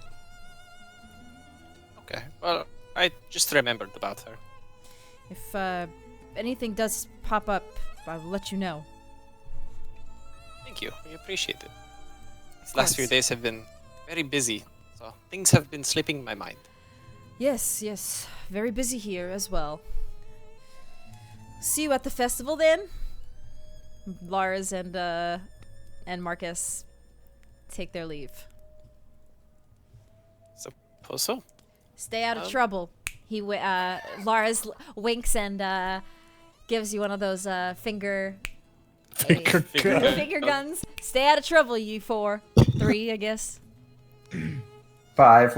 Well, 5 Ismark is and Mark and Irina. Irina. Ismark and Irina have just been sheepishly in the back. Like, again, We they. are a Listen, evolving not part of number of this. people. I mean, if you count the guy, priest too, that would be 6. You're 6. the guy did get punched in the face. We can have him say, 4. Wait, no, 3. No, 6. How many Hard to count fingers? when you have brain damage. Yeah. Okay. So yeah, they take their leave. You guys can make your way back to the inn, unless there's anything else you want to discuss with the father. I'll try to stand between Gizzard and rope the bells. 'cause I was about to say, I I mean, it's late at night. I wouldn't do it, but I would definitely walk past the bell and just kind of like caress the rope with my hand. And then leave. Longingly.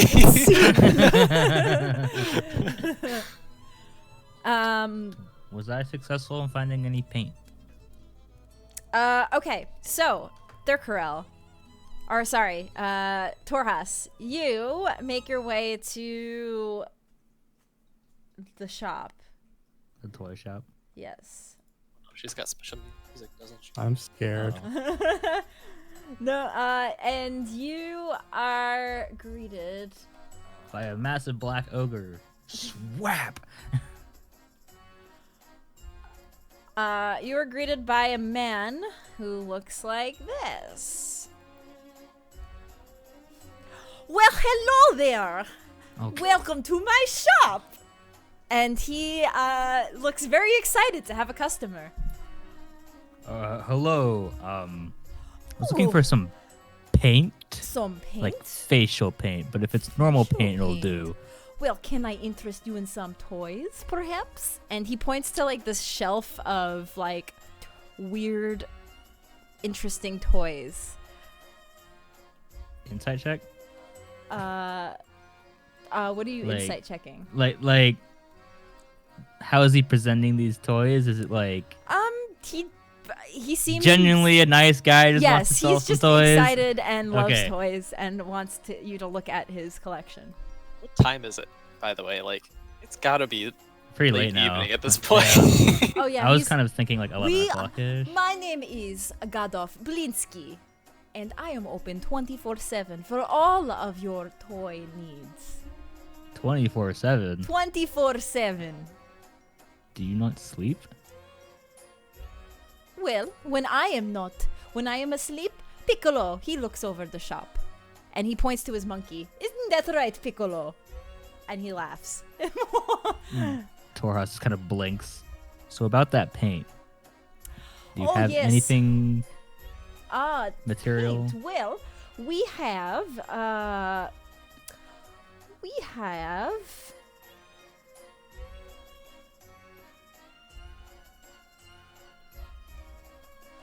Nope, we have no paint.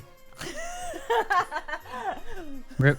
I had to think for a Do you have minute. anything that could be used to like We have cover like flour, flour. like dyes? Dyes. What are you No looking color. to do, my friend? Are you looking for joy and happiness for a little girl or boy? Because we have plenty of that. Happiness and smiles can be bought at bargain prices. How No, about I this punched some doll? person in the face and wanted to color my skin. Oh. Oh, I. He just kind of stares bluntly at Okay. Blinsky. Let me see what we have here.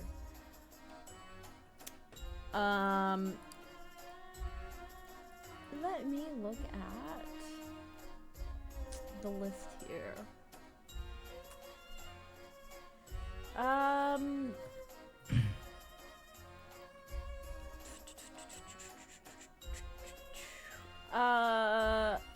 While he's looking to see what his inventory is, Torhas is looking at the toys and stuff, just curiously. Yes, you. One sec.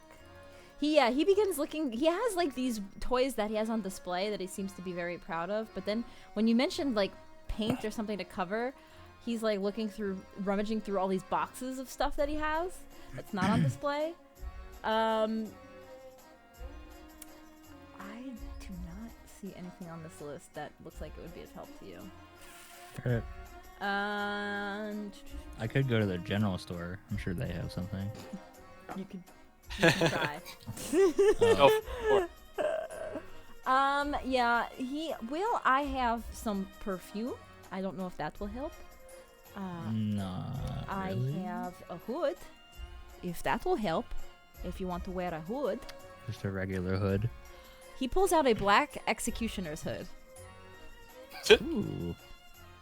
This might help. How much? Actually, let me check prices. 9 silver pieces. Anything else? But keep that out. I might get it. Where'd that list go? Well, we also have a flag. That might work. Flag. A flag from a ship. We have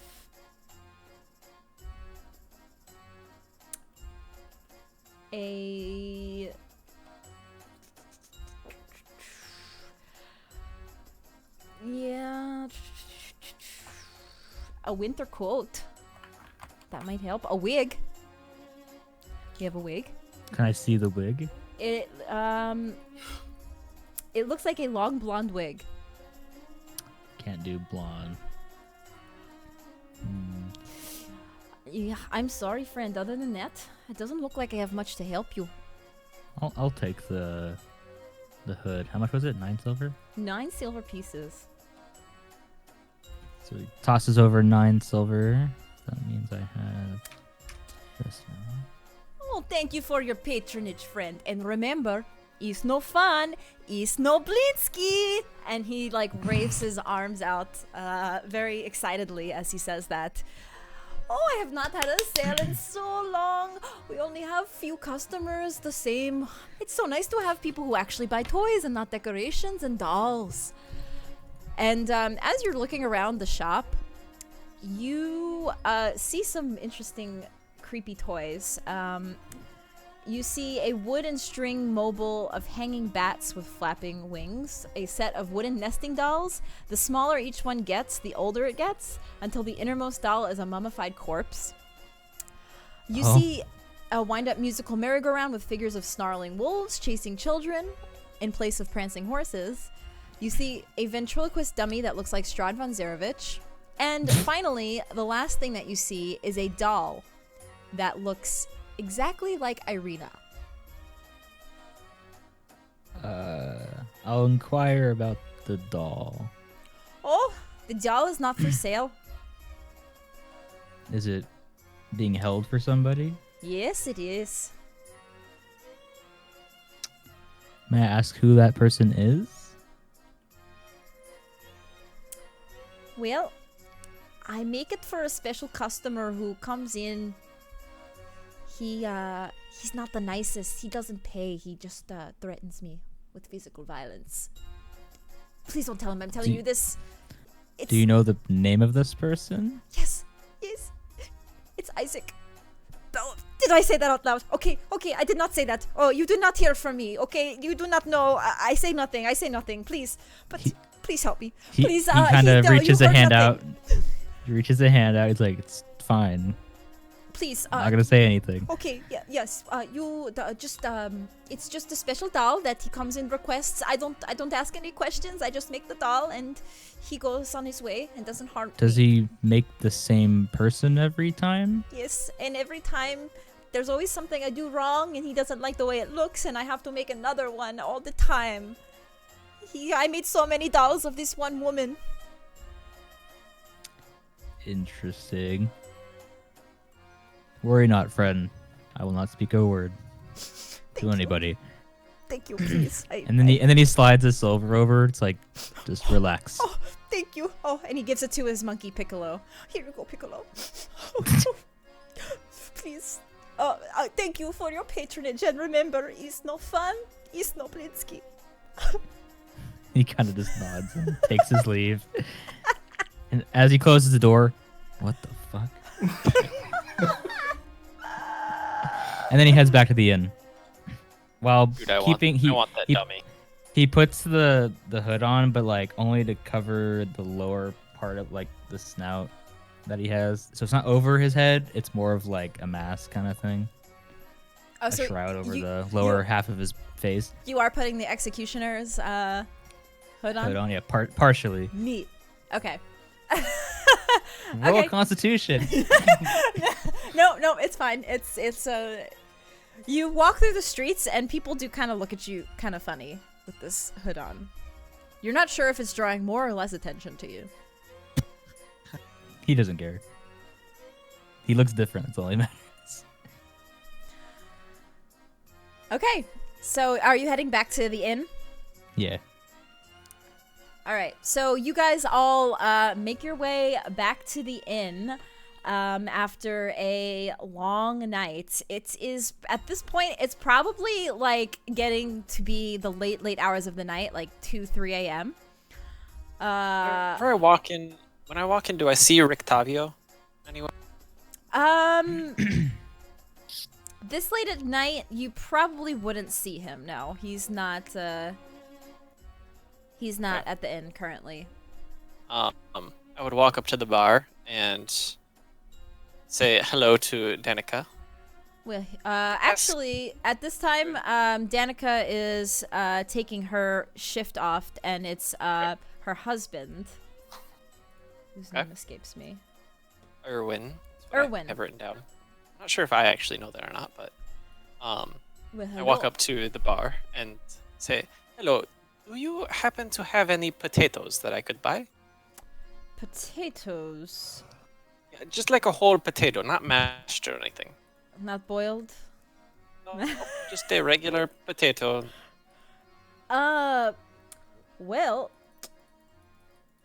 you are in luck, friend, as,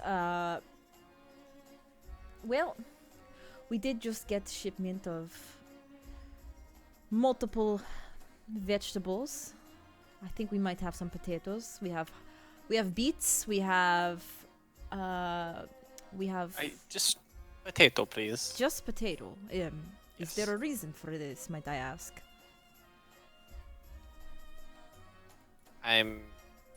You just eat potatoes. Do you not want them cooked? I want one. No, I prefer to cook them my own way. Well, if you do not like our cooking, I understand. It's fine. It's just I do it special myself. All right. Sure. How many? You just need one? Just one potato is fine for now. What? How about 2 potato? Okay. 2 potato then. Sure. Yes. He goes to the back of the kitchen and brings out a small sack with 2 potatoes in it. You Wonderful. How much? a copper piece, I suppose. I don't really care. Okay, one. Yeah, he'll take it. Well, enjoy your potato cooking, I guess. Thank you very much. I'll just take my potatoes with me and like begin walking up, well, outside to go up the stairs to our place. But then I'll turn back around, and ask, "Do you know where Octavio's room is? I know he's staying here. He wanted to speak to me." Oh, yes. He is staying across from you all. And actually, we're Oh, still... so up these stairs, and I'm gonna point to the yeah, the inner stairs. the inner stairs. Yes. He is staying in this room. Oh, did I move you guys to the right? Yeah, I did. Yeah, we're He's staying on the other side. Yes. He has a small Okay, corner room. Wonderful. Wonderful. Okay, and I'll head up the stairs towards his room and go and knock on his door.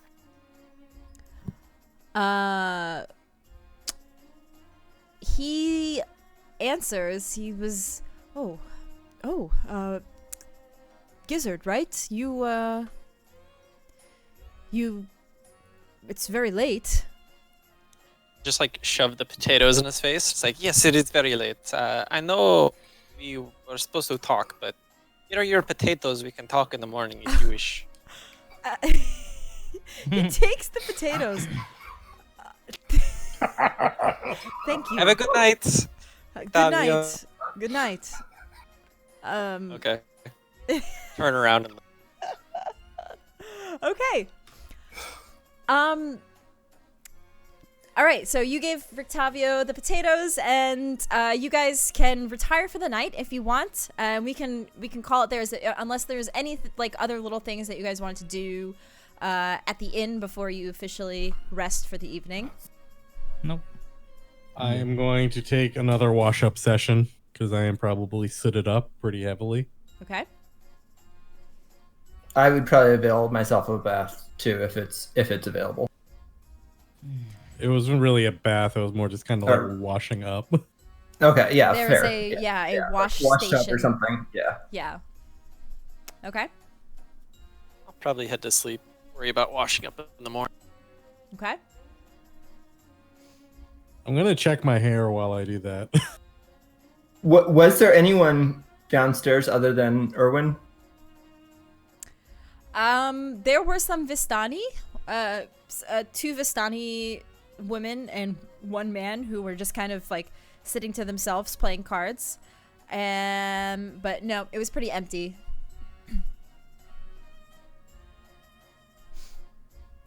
I think I'd just go to bed given how late it is. Okay. Ismark and Irina will also retire. Torhas, do you also return to the inn? Yeah, retire. Oh, you Actually, already you are did. sharing a yes. You are sharing a room with me and Yeah. Terkorel, I believe.